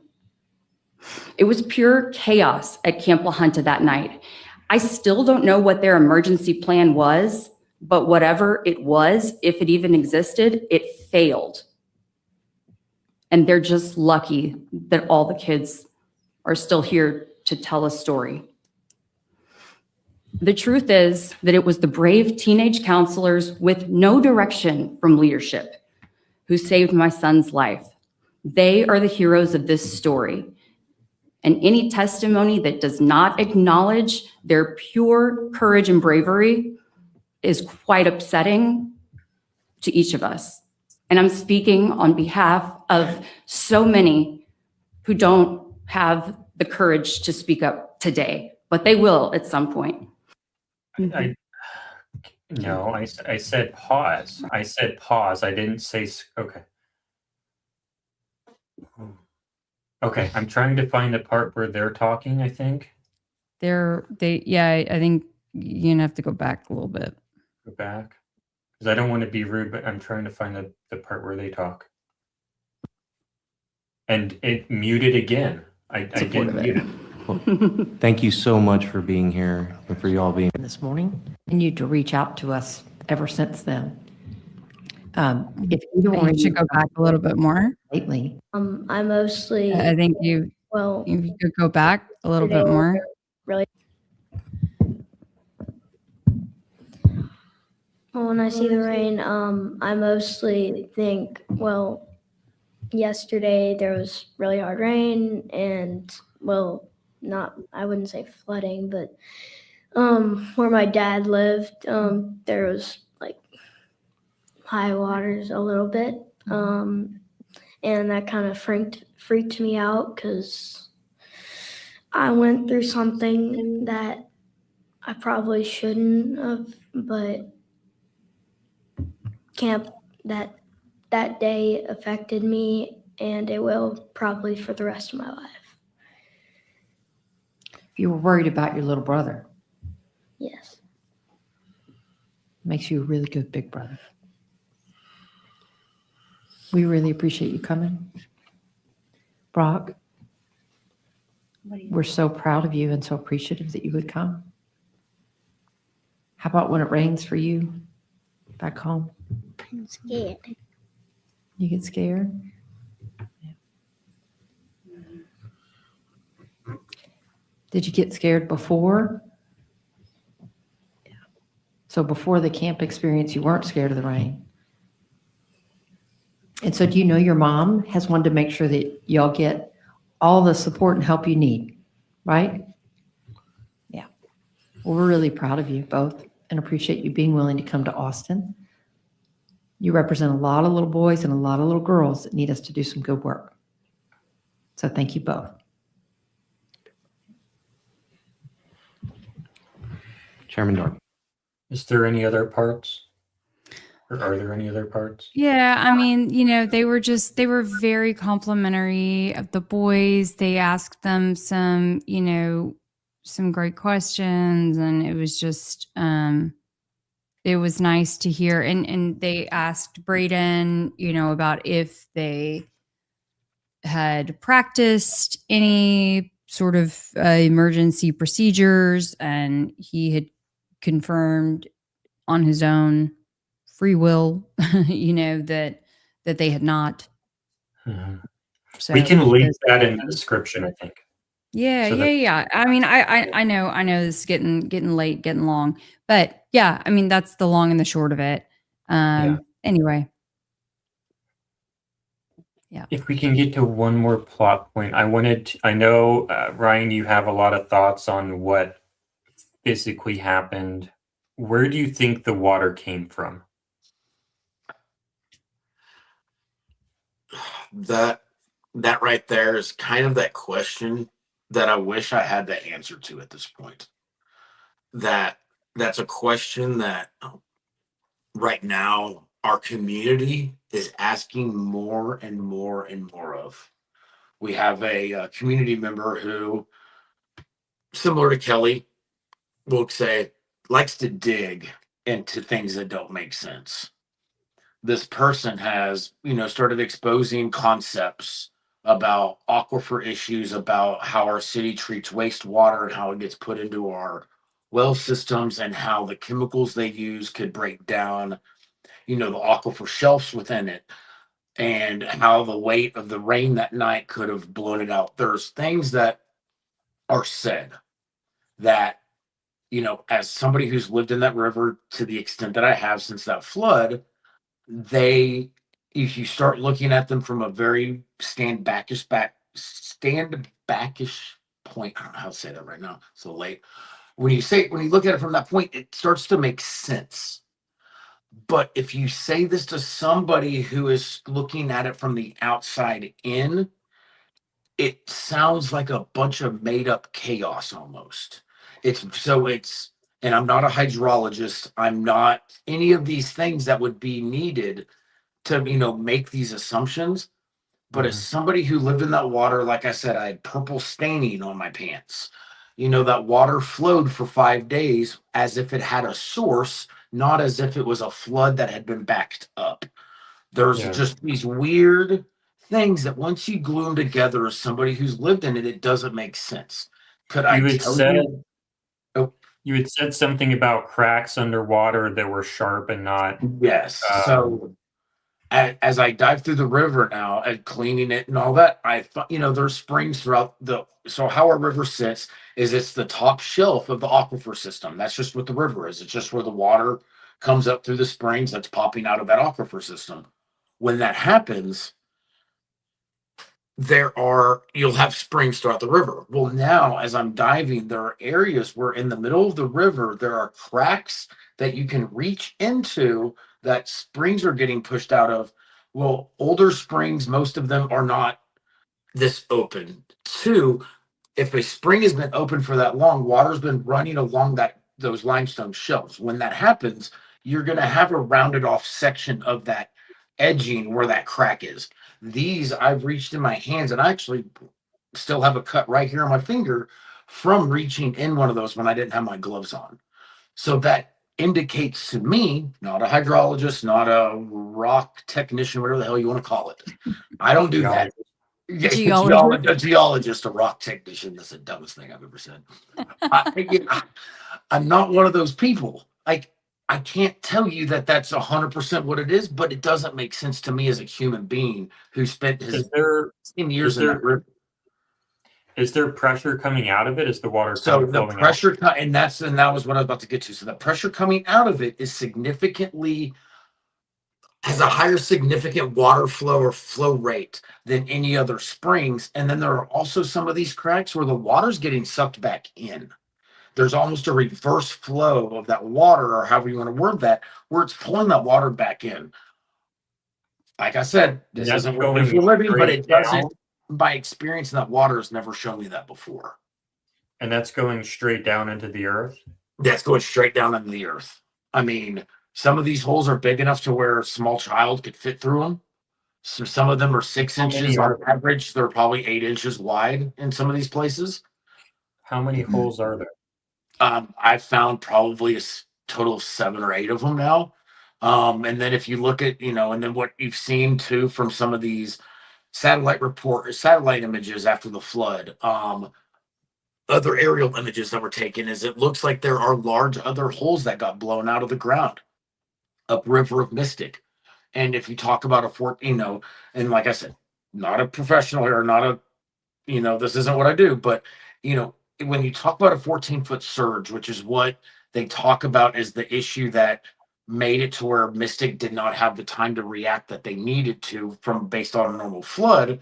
A 14-foot surge, even if a dam broke, even if a tree's backed up broke, because of how water flows and it goes to the place of least resistance, it doesn't make as much sense to me that you'd have this 14-foot surge as much there as you would if it possibly came out, if it came out from a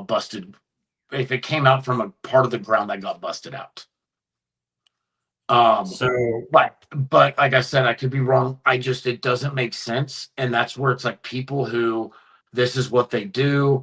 I don't know if I trust hydrologists who are part of the system, because that's somebody who is, possibly just going to say, no, it can't exist. And they just walk away from it immediately, as opposed to looking at it going, this could have been very much an extraordinary circumstance. Much more extraordinary than what we thought, if you will. So a hydrologist or geologist would probably be pretty deep into academia. They're going to have a preconceived idea of what it could or could not be, and they're not going to be open to alternative, more extraordinary options.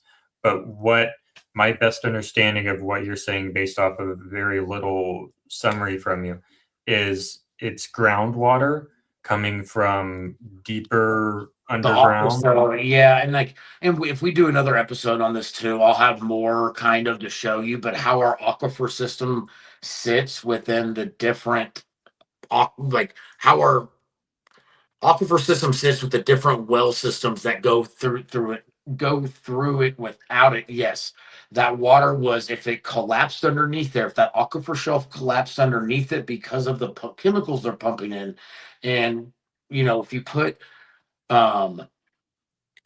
chlorine, acid, this pomegranate chemical in there, it corrodes the limestone shelving, making it a larger well for them to store water in. Well, if they do that, these walls, these shelves that hold that water in, that keep it pressurized for our well systems, they could collapse at some point. If those wells collapse, that water is going to get pushed around, and at some point it could get shoved up. Am I a hydrologist? No. But that is it. As I've seen these things in the water, if that is something that is possible to happen, it does make sense to me. Now, this idea, you said it came from someone else you worked with? Wait, so it's somebody. So there was that person, is Michaela Taylor, somebody in this community that has just been going at this theory and doing the research, finding the reports, ever since the flood happened. Contact with her. Yes. And the flood and these. Is she trained in this at all, or is she just? No, we'll call her a very much Kelly-esque personality, where they, once they start digging and they know it, they're good at what they do.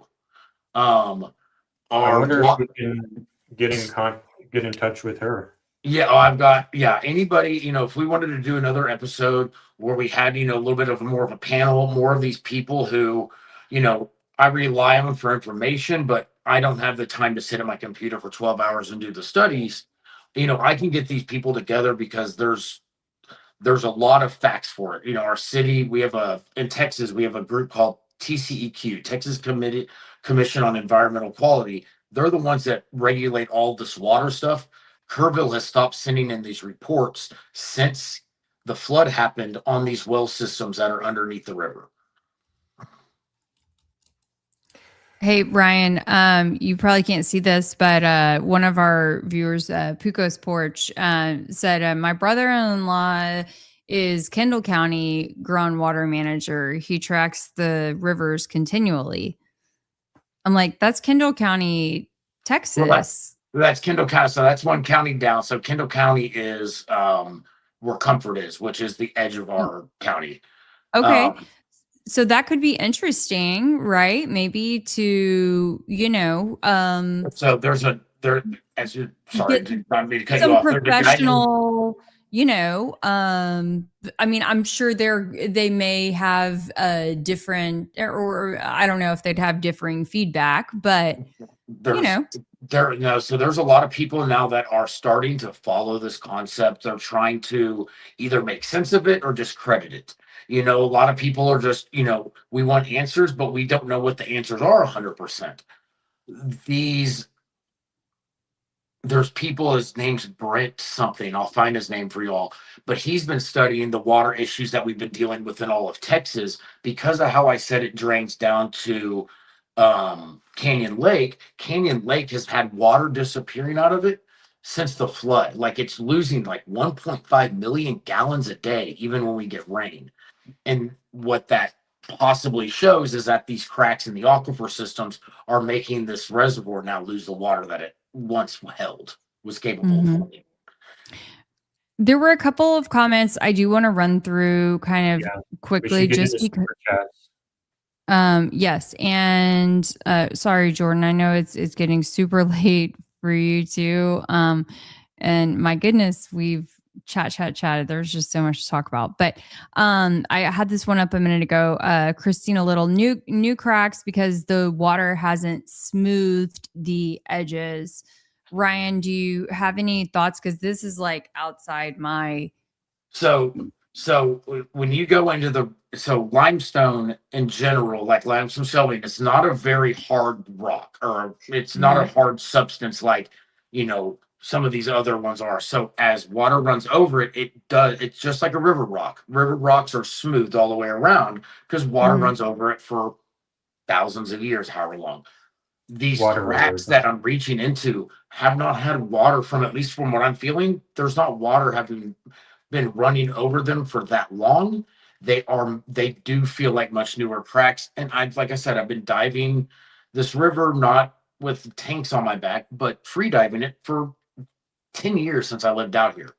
And I've never experienced anything like that before. Yeah. If you find something like that you're able to reach around, it's a smoothed out surface because of that water running off of it. And so, like I said, this isn't what I do. I'm just saying it just doesn't make sense to me.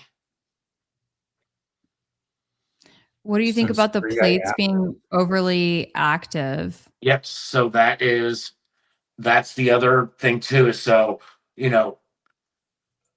our county engineer took his life 2 months ago. That's a whole topic for us to talk about, I think. Yes. So he was the one that was publicly known for discussing that this was an inland tsunami. That sounds like maybe a metaphor, or you can look at that as a very literal comment. And so if you look at what a tsunami is, that's an earthquake under the ocean that causes a tidal wave. Well, what if you had an inland tsunami? What is that? That is a earthquake underneath a inland water source that creates a tidal wave. So I believe he was holding, I have a feeling that man was holding on to something so detrimental that it was too much for him to possibly carry. Mm-hmm. Because he's the one that said it. He said it in front of Congress. He said it in front of the media that it was an inland tsunami. And if you watch the Mystic lawyers, they've started using that concept as well. Yeah. And so I think they are leading up to maybe introducing this concept, but I don't believe on a defense level, I don't think that they could just bring this up and be like, "Look, this is what we think." I think they have to ease this into the public's mind for this to be able to be addressed. But I do believe that they do have an understanding that something else happened because they are now using the same terms, inland tsunami, that our county engineer was using as well. When you look at that video Kelly had on her screen, it looks exactly like a tsunami. That's what it looks like. With that wall of water coming in. Yeah. The way it grows, it looks like a tsunami. The videos you see of some tsunamis. And here's another little aspect of this too that I'll bring up is that, a lot of the people in Hunt and that live on the other side of the hills from Hunt, which we would call Upper Turtle Creek area. I know people that live in those areas who are not dumb people, say. they will describe what people would say was thunder, quote unquote. They will look at me with tears in their eyes and tell me that almost without a doubt in their mind that they don't believe that was thunder. It sounded closer to explosions. And some of these people that I've heard this from are 70, 80, almost one guy, 90-year-old man who's, I'm guessing, lived through a few things. When did that happen? That was the night of the flood. That was at 2, 3 in the morning when the rains were coming down, when the storm was extremely active. And they were like, people were like, yeah, it was, people were like, it was supposed to be thunder, you could tell, but it wasn't. These people are not convinced it was thunder. It sounded like explosions, like something blowing up in a way. If you glue that concept together to maybe the aquifer collapsing, I don't know, maybe those are the sounds of large boulders within that system crashing down. I don't know. But People said that the thunder was louder than anything they had ever heard before. Okay. I heard that. I will tell you, like, I probably have that in my text from my friend Casey, her saying that it was the loudest thunder that she had ever heard in her life. And so, and I remember that next day, well, when we had picked up the boys, like, or that following weekend, when we'd gone back, I guess, because we had to go back attempting to like trying to get whatever was left over from the camp, which there was nothing. Anyway, someone at a restaurant saying, yeah, it was like the loudest thunder ever heard in our lives. And that's just like something that you'd heard over and over and over again. And so I just have to wonder, like, was it thunder? Or, I mean, if there was tectonic shifts, like they're saying, if there were tectonic shifts, I mean, just think of an earthquake. An earthquake is loud from what, I mean, I've never been in one, but from what I understand hearing, an earthquake is not a quiet event, if you will. I wonder if you can look into the seismic records and see, has anyone done that? And something else that people have said too is to not look at like the NOAA images or the Google images, but to look at the NASA satellite images from that time period. Oh, sorry, NOAA, the oceanographic. I was like, Noah's Ark, what? We don't need to go back to the Ark days yet, but yeah, no. Although Noah's Ark might have come in handy that day. I think we'll address this. We'll address this flood, and then we'll figure out Noah's Ark later. But it's there's the imaging part of it. There's if you go onto Google Earth and you go look up, if you go up River of Mystic and you go up towards the mouth of where the river is, there's a part where the trees start coming down where you can see that they're laying down on the in the imaging, but up river of that spot, they're not laying down. Why are those trees not laying down upriver if the same amount of flooding came down? It's all of a sudden there's like a line. Well, that line is where people who have these alternative belief systems believe that that was one of the big blowout spots where that water started coming out, because all of a sudden the trees are down from that spot down, not from where the rain started filling in from necessarily.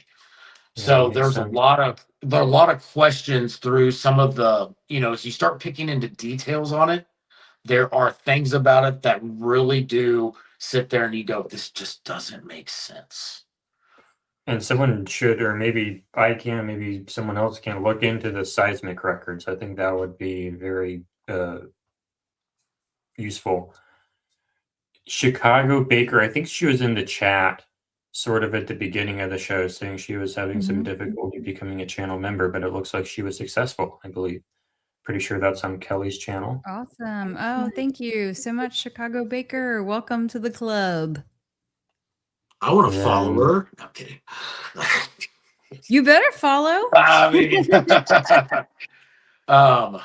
Kelly, do you think the weather modification project caused any of this? Let's try to keep that short. I grew up in Cedar Park outside I think it's a Austin. good, I mean, I think there's a good chance. I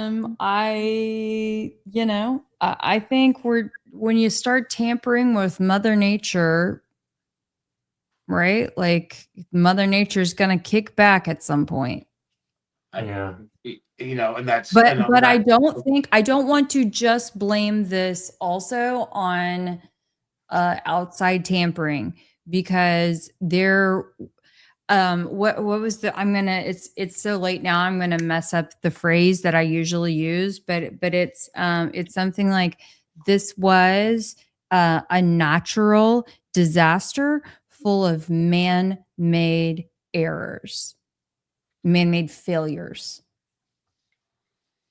This was a natural disaster full of man-made failures, in my opinion. and I mean, and that's where, and it's now we're at the point of narrowing down what are those failures? What are the variables that got us to this point? Because necessary, you look at like it's bizarre. Like we talked about earlier, cloud seeding has been around for 50 years, or for 100 years. If you could look at the patents, why would they just bring that up the day after the flood? Like after girls died, why all of a sudden are they telling us to look at the sky at something that they were saying was conspiracy theory, when all of a sudden now they're saying, hey, look up there? Like, I don't know. I've read enough Twitter. I've done enough in life to where I sit there and I go, I feel like they're redirecting us. They're saying, look up, when possibly the problem really is down below us as well. Now, did cloud seeding play an effect on probably the rainfall? I would go with, yeah. I mean, look at the world now in general. I don't think that's just a isolated to Kerr County thing. I think that's all over the place. But I don't think that cloud seeding and all of that, I think that's them trying to point us towards looking into that. I think that's I don't know if you call it a false flag or whatever, but it's misdirection on possibly what the other aspect of this is to look at, which is the state with no warning systems in place, failing on the 2016 flood, and then also with whatever possibly happened underneath the ground. That's the only reason I could say they would be like, hey, let's finally announce to the world that yes, we do cloud seed. That it just didn't make sense to me that you would all of a sudden like, kids died. Let's talk about it now. Doesn't make it, just pattern wise doesn't make sense to me. Yeah. Meshel Mabel says, Kelly, I can't wait to hear your full story. When you are ready, you rock and are doing a great job. I couldn't agree more. Thank you. Kelly and Ryan, thanks for sharing your emotional story. Hope it helps in a way. Jordan, props to you. And you did a great job. Everyone did. Yeah. ECC Curry says, Kelly, the flood of Lake Travis rose 44 feet in 1991. I lived in Cedar Park. The water was all the way up to our subdivision miles from the lake. Ryan, you probably have heard a little bit more about things in Cedar Park and the Austin area. I mean, considering that flood, I mean, the July 4th flood was the July 4th and July 5th flood. I mean, that it extended that storm series extended past just the 4th. They lost a firefighter in Marble Falls. Sandy Creek outside of Austin near Leander Cedar Park. They lost people and they had massive flooding with, I mean, I don't want to minimize what happened here, but they possibly had shittier response than we did because everyone was focusing on this. I mean, Sandy Creek got left behind, and that so much got flooded within all of that so many places got left behind that needed the attention that Kerrville got as well. It just happened the day before, and we had a camp with girls that lost people. And so we made more national attention, we made more national media, and people paid attention to it more. But it took about It a helped. week. And it helped that Jenna Bush, had gone to the It's- camp, and Oh, I mean, no, there's all this they politicized it. They politicized this. They did everything they could to make it a big thing. And it's what's crazy is if you watch what's that dipshit's name? Dan Patrick. Sorry. Yeah, he is a dipshit. You go watch him, and first days after the flood, he's praising the Eastlands for all the work they did and all that. Oh yeah. And somewhere along the way, he gets bought out, he gets tainted, he gets something, and his narrative goes from mystic families, the Eastlands are heroes, to all of a sudden that they are the work of Satan, if you will. I mean, they really, really, really not. That sounds familiar. Yes. I will you know what? Let me tell you, I'll be real quick. I'll tell you exactly when it happened, Ryan. It happened when, do you guys remember when it made national news when the Texas Democrats were, they'd fled the state and they were holding things up and they were causing all the problems, right? So nothing could get passed. Yeah, that was the switcheroo. That's what changed. And there's a lot of people who believe that this is a land grab. That's what changed. Money. There's a lot of anyway. There's a lot of people who believe, and I'm not going to say names on this one. I don't want to burn any bridges that may possibly be still standing. But sorry, Ryan. There are people who have donated that are massive landowners along the South Fork of the river.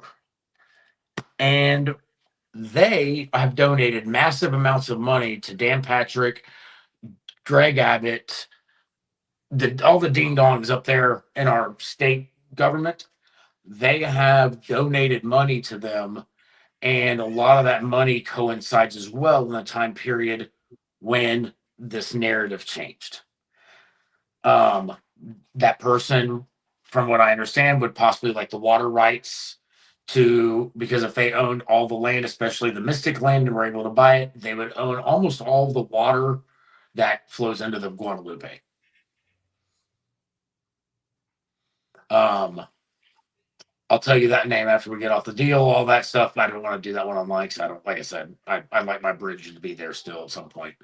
But yeah, there's a lot to this to where, there's a lot of people who, I'm not sure on this one too, and need more surveys and more studies, but there are people that, there's a lithium shelf that apparently goes from Western North Carolina where the flood was, where the hurricane hit and flood was before this, and that shelf extends from Western North Carolina to the mouth of the Guadalupe.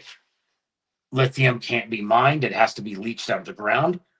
And so apparently that's another theory that people go onto, is that this was a reason for them to grab that land to be able to leach this lithium out, which is, as we know, one of the most expensive minerals now in the world. Can I prove that one? Nope. Do I believe it? 100%. I have no idea. But that one. And there were some foreign volunteers who came to help out. But anyway, that's another stream. I know Jordan needs to go to sleep, so we're going to power through the next few. Sorry, Jordan. Jordan. For those who don't know, I'm an hour ahead of you guys. Sorry, Jordan. Emily says, why are they not trained and proficient in incident command and how that works? This should be standard practice in these situations. This was a mass casualty event. I can offer a little bit of experience here. I was trained as a type 2 firefighter, wildland firefighter. I didn't actually get to use that training, but I did do a lot of training and classes on incident command for wildfires. And there's a lot of training on that. There's a lot of people who are really smart on that. And there's a whole dispatch system across the whole United States. whenever you have a wildfire, you have people sent out there, you have all this equipment sent out there. I went on one of them as a camp crew guy, but I didn't actually get to fight the fire. But I saw how the whole system worked on just one small little tiny fire. They have incident command down to a science. They know exactly what they're doing for wildfires, but I don't know how it works for floods. So I would be curious as to what similar infrastructure and systems are in place for flash flooding and how they do or do not compare to wildland fire. So from my understanding on this right here too, is that, when you have an emergency plan at a camp in any sort of public place, an incident command system is supposed to be part of the setup. Who's at posts or what, who's at, stationed at certain things. If somebody leaves a post, you can't leave it unless you have a replacement. All of these things, that is part of what's supposed to happen. Now, like we talked about, much earlier, kind of what I was saying is, you can put all these things into place, a command, an incident command structure. You can do, ICS, all this stuff. It doesn't, it's great when you're working with a bunch of 42, 30-something-year-old men who get calm in chaos, if you will. Now, when you create an incident command structure and they're supposed to be 17-year-old boys and teenage girls involved because they are counselors at the camp, and then you're also going to put in thunder, lightning, and raging water, you already, based off that criteria, you already have a failed incident command structure because of what's in there. That's why it's like when we talk about regulation, I have a hard time with saying it's just regulation that's enough, because regulation needs to be you need to be able to actually put it into place. Well, ICS would be something that happens like afterward and like the days, weeks, months afterwards. So I get that as far as like the emergency planning, but ICS is like longer term, I think. I'm saying like an ICS style structure in general is what emergency plans are really supposed to put in. I'm not saying it's actually like a government search and rescue one, but that concept is what's supposed to be what an emergency management plan is based off of, is how does this command structure work if something were to happen? And then something though that I do believe from my experience within all this, what we saw with the response from the state, federal, local governments, plus the volunteer response, is that if something like this were to happen, is finding a way to, like we were talking about, created in what's it called, an ICS that integrates not just the state and bureaucratic groups that come in, but it helps bring in these other volunteer groups as well to be part of that system much earlier on than later on after the fact. Because right now, a lot of these groups, they don't deploy any groups until there's a certain point. That deployment of these nonprofits, these search and rescue groups, if it's earlier, you have a better response as long as you do coordinate them and integrate them into the incident command structure that you have set. Ryan, I have a question. So if granted, like camp season is going to be starting in, I don't know, a week, 2 weeks. Yeah, this coming week. Are they ready? Yeah, outside of Mystic, I think most of all the camps out here did end up getting their licenses approved for the most part. From Waldemar to La Junta, I'm pretty sure, to even we were talking about Heart of the Hills, the one that was right there by the picture you took. They relocated on the North Fork, and within 3 months, they built a whole camp. These places, they really did go in and really make sure that they were going to be able to be open.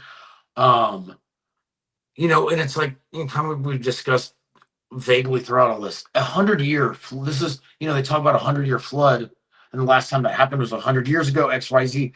This wasn't a 100-year flood And so many people that are locals and people that are that experience within this river who didn't have that emotional impact still see that the likelihood of anything happening like that again is very minimal. And so there is a much less of a hesitation to send these kids back to that camp than what the media is presenting to the public, if you will. Now, there are people who would never go back to those camps. They're going to have that. But when it comes to if you're going to do it based on grouping people, there's a larger majority that would say who are familiar with the area that they would send their kids back. But it's like I said, because of your situation, yes, I see why Brock and Braden would never go back. However, not everybody had that experience. And so there's not as much of that emotional attachment involved to it. Yeah. Yeah. I mean, yeah, it's the accountability for me. Yep. Well, that's where it's like there's accountability. There's so much to this, but it's, until we figure out as a society on how this really works so that 17-year-old boys and girls who are camp counselors are able to execute a plan correctly within a chaotic moment, we're still falling short. That to me is where we will always have is we'll fall short until we figure out a way to integrate 16 and 17-year-old boys and girls into a incident command structure. For sure. Jordan, you want to keep powering through? I know you're so tired. I'm sorry. I would like to try to pick up the pace a little bit so we can get through all of these. As an ER, this is the same lady who did the last one. As an ER nurse, I'm trained to do that because I'm also hazmat certified biohazard. ICS is the same concept in any event. What I was talking about more was like the specific training that you get, like the specific words, the specific acronyms in fire. And that's what I was trained in. That's what I was wondering how much that training and that rigidity transfers.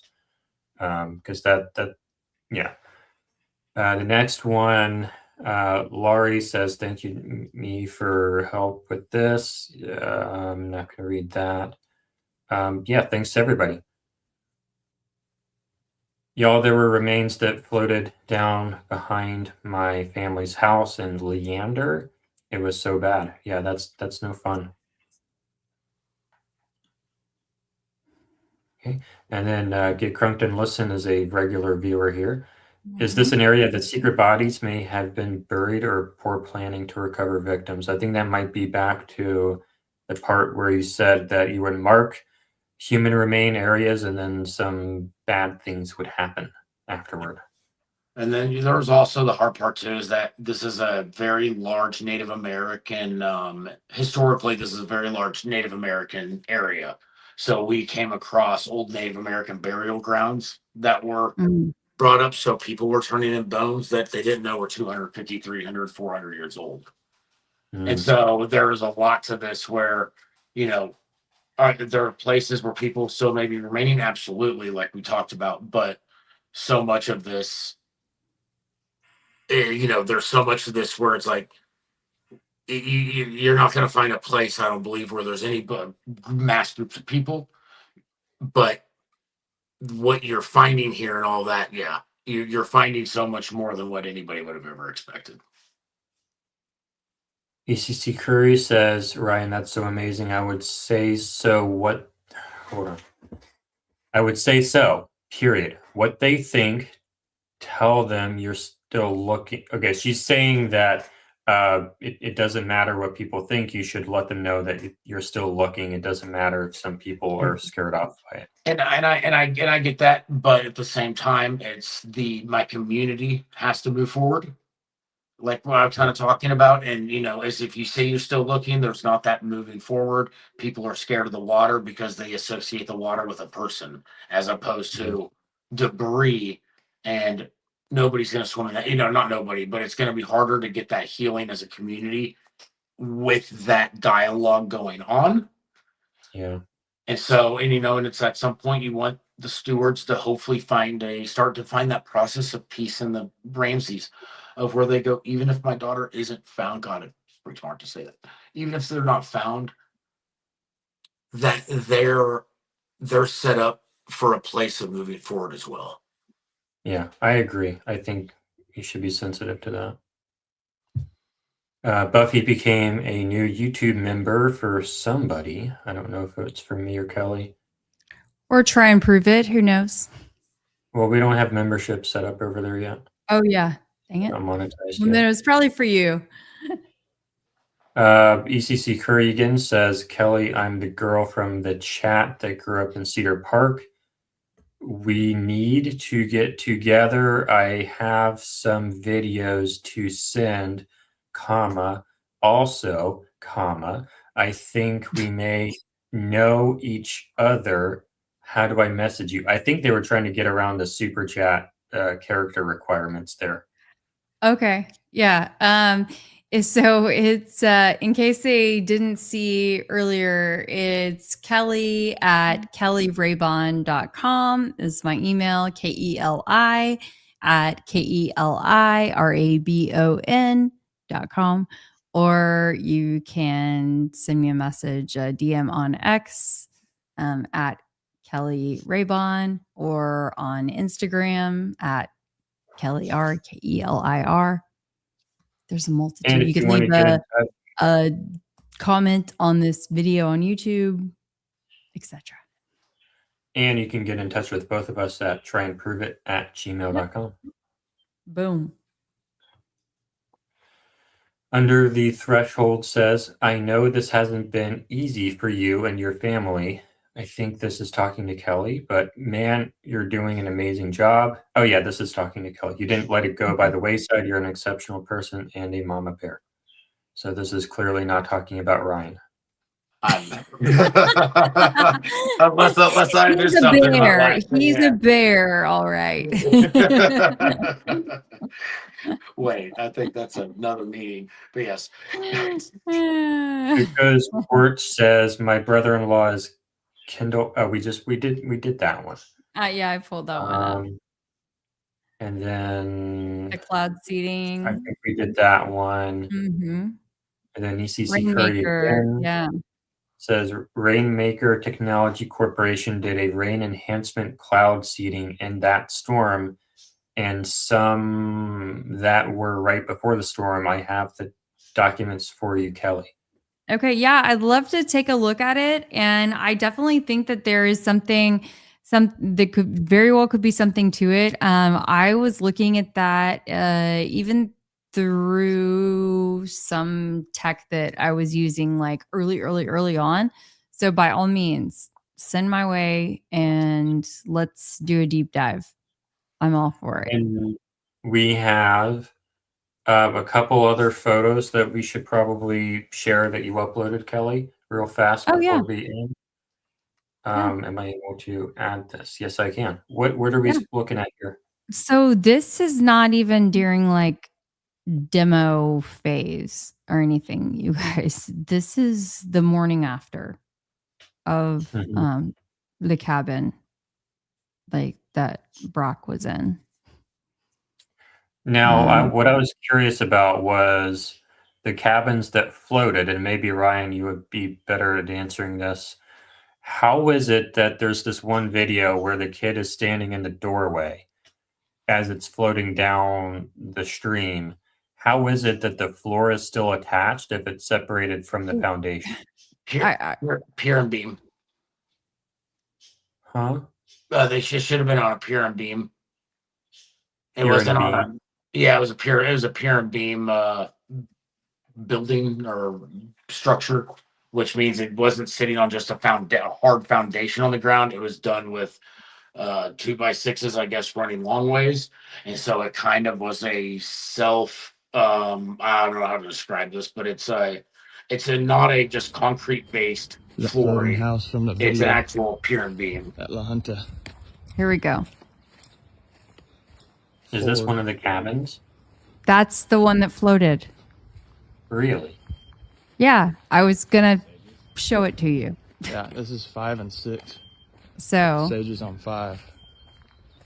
okay, so 5 is the one that Brocky was in. This one right here. So they were all in the same structure, right? So okay, like I wish I could go back and go back slightly, just a little bit. Like, I mean, you guys, like, it was, I mean, blown out. So this is when I say that they were all in this, these cabins were all in one. It was 3 cabins for those who missed out my whole explanation earlier. They considered it 3 cabins, but 1 structure. Yeah. So here we go.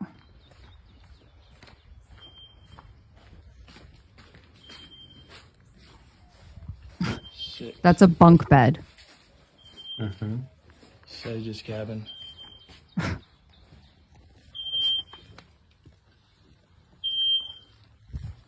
Is that wall Sage said blew out?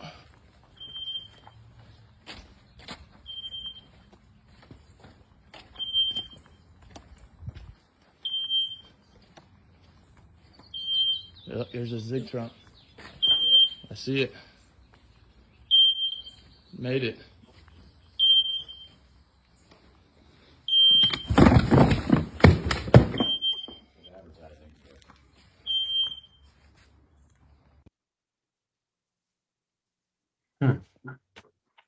Yeah. And But if then we we have start back at the very beginning of it, you can see like that. So that's that cabin that had floated. Okay. And so here's as close as they get to it. It had floated and it kind of came to it had hit the structure of the 3 cabins, the triplex, if we want to call it that, right? So that probably kind of like broke its stride to an extent. And then it hit a tree. And it's my understanding that that is what helped it like kind of come to a rest. Otherwise, it could have been long gone. And then we also have, I think there was some other one. Oh, this is the one you just did. And then I have this pier and beam. So this makes sense. If that's your floor, it'll just come right off there. That makes sense. Because I'm used to like basements and slab and crawl space. I guess it would make sense if it was crawl space. I guess that's the most similar to crawl space because I used to build houses with Habitat for Humanity, so that was just kind of interesting to me. But I think that's all the photos and videos you uploaded, Kelly. I mean, here. I think there's probably. I'm sure she can find more. Oh yeah. You tempt me with a good time. This is also a camp. Are those chairs? So let's see. I wish you could zoom in a little more. Is that let me see if I can zoom into it on my screen. Chairs. Hold on. I mean, it's not a boat. It's not chairs. No, I think that's the side of the building. That's the side of a building. So the large building. The green thing in the foreground. Oh, what is God, that? I don't know. I'm sure if Braden were here, he could tell us. I mean, a lot of this stuff meant something, but I can tell you. Here's what I can tell you, and that we can keep this between us friends here. There was someone in that large building on the left-hand side at the time of the storm. And well, when the camp sent out that notice that everyone was accounted for, that someone was not accounted for at that time. Doesn't surprise me. Yep. And that someone would have been the one who may have been, a security guard. who was washed down a river. That sucks.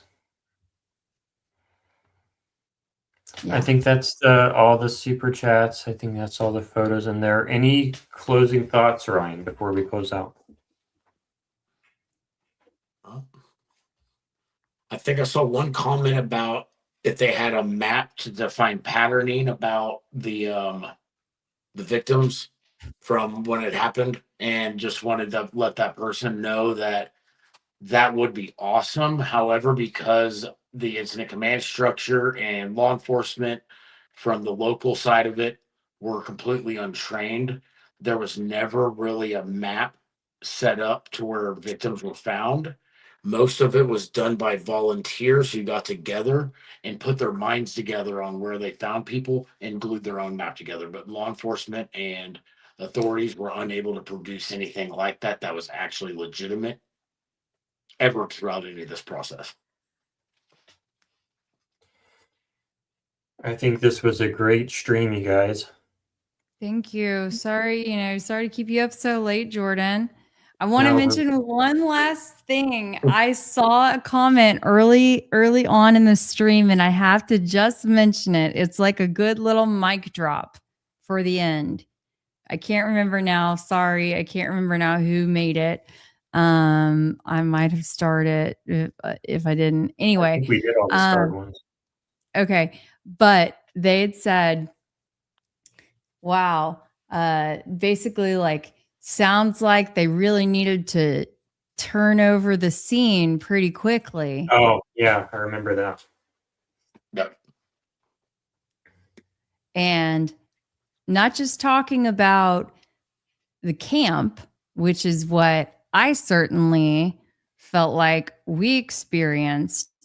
But Ryan, I think that's something you felt like you experienced in your search as well. No. It was, I mean, that's what this was. It was keep changing the target, if you will, so that you don't know which one to hit. You know, if you create 10 targets and they're all moving, you don't know which one to, focus on and pull the trigger at and shoot at. You're grabbing at all these different ones. That's what they've been doing this whole time, is taking a target, moving it, dividing it into 4, timesing it by 3, adding and subtracting a couple. Who knows? They're doing all sorts of things to make it to where everything is making it to where the script gets flipped real quick, or they make it to where that script that's not even a script anymore. Once anything catches traction, once anything becomes legitimate within the public, we'll call it, that's what happens real quick. They're really quick to change everything up. And that's, from the camps to where when it came to the construction, that is from law enforcement with the mistakes that they made. That is throughout all of it. That is a big thing. That's a big part. I think that resonates with all of us. What we have gone through, we'll say, in the last 8 months. In the last 8 months, and for you, almost the last year. So you've got a couple of months on us. I mean, I'm with you. So like, kind of on the same timeline too. But do you have any advice with hindsight? We can land it on that. If anybody is ever in the position that I'm at in any form or fashion, within a smaller amount or even a larger amount, the thing that I could always say is make sure you stay stepped back and look at the big picture, because the hardest thing that you'll do is get stuck in one part of the big picture and try to keep coloring that in, as opposed to letting it color itself in by stepping back and looking at all the pieces. When it comes to all the other parts of it, this process, when it comes to a disaster, it is a process. It's a healing process. It is a fact-finding mission. It is all of those things. And it's the hardest part is keeping that in mind, that every person within this process is in a different place when it comes to healing. That's really everything I could say when it comes to hindsight, because something like this is so complex. It's so deep emotionally, spiritually, and psychologically that there's not much you can ever do except for take care of yourself and take care of the others around you. But that's it. This isn't a person. There's, I hate the word hero when people call me that. That's bullshit. We're all pardon me. We're all heroes within this scenario because we all showed up and did the things that we could within the limits that we have, that God gave us. And if you know that you can rely on other humans, then you can get through any tragedy like this at all. You just have to have faith in the fellow man to make sure that you know that somebody's got your back and that people will always have your back. We learned that in Kirk County. We've learned that in the state of Texas. And I think we'll continue to learn that as this weather starts getting crazier and crazier, storms start getting stronger and stronger. Questions become less and less answered. It's going to be us sticking with each other to make sure that this kind of stuff, as it happens, less and less people have the long-term effects like we see with Kelly and her boys. That's really it. Thank you so much for your time. My goodness, what a night. What a night. What time is it? Oh, 2:15. I Yep. don't even know. I'm ready for bed. Yep. Okay, yep. It's time to call it. Thank you so much. Thank you. I appreciate it. And if y'all ever, if y'all want to discuss some of these other things more, just let me know and we can grab some people and we'll get this together. Absolutely. Thank you so much. I just put out and then be sure to send me your info so I can put it in the YouTube descriptions, as these go out. If anybody wants to toss you a little something. So I put some sort of copy paste thing for that little, what do you call it? A XR code? QR. Yeah, QR code. Listen to you, Ryan. I know I'm special. Okay. I put that on there, but I don't know if that works. I'll send it to you and you can put it on there. All right. Thanks so much. No problem. All right. Good night, friends. We really appreciate it. Jordan, thank you for staying up. I know you're hanging on by a thread. Jordan, it's an honor. It's a pleasure. Thanks for coming on, sir. I really appreciate your insight. And I think a lot of people really appreciate the service you've put into this. Yeah, it's an honor to be in this position for my community. So thank you all. Good night, everyone. Guys. Thank you. Good night. I'm guessing y'all in this. Yes. Yeah.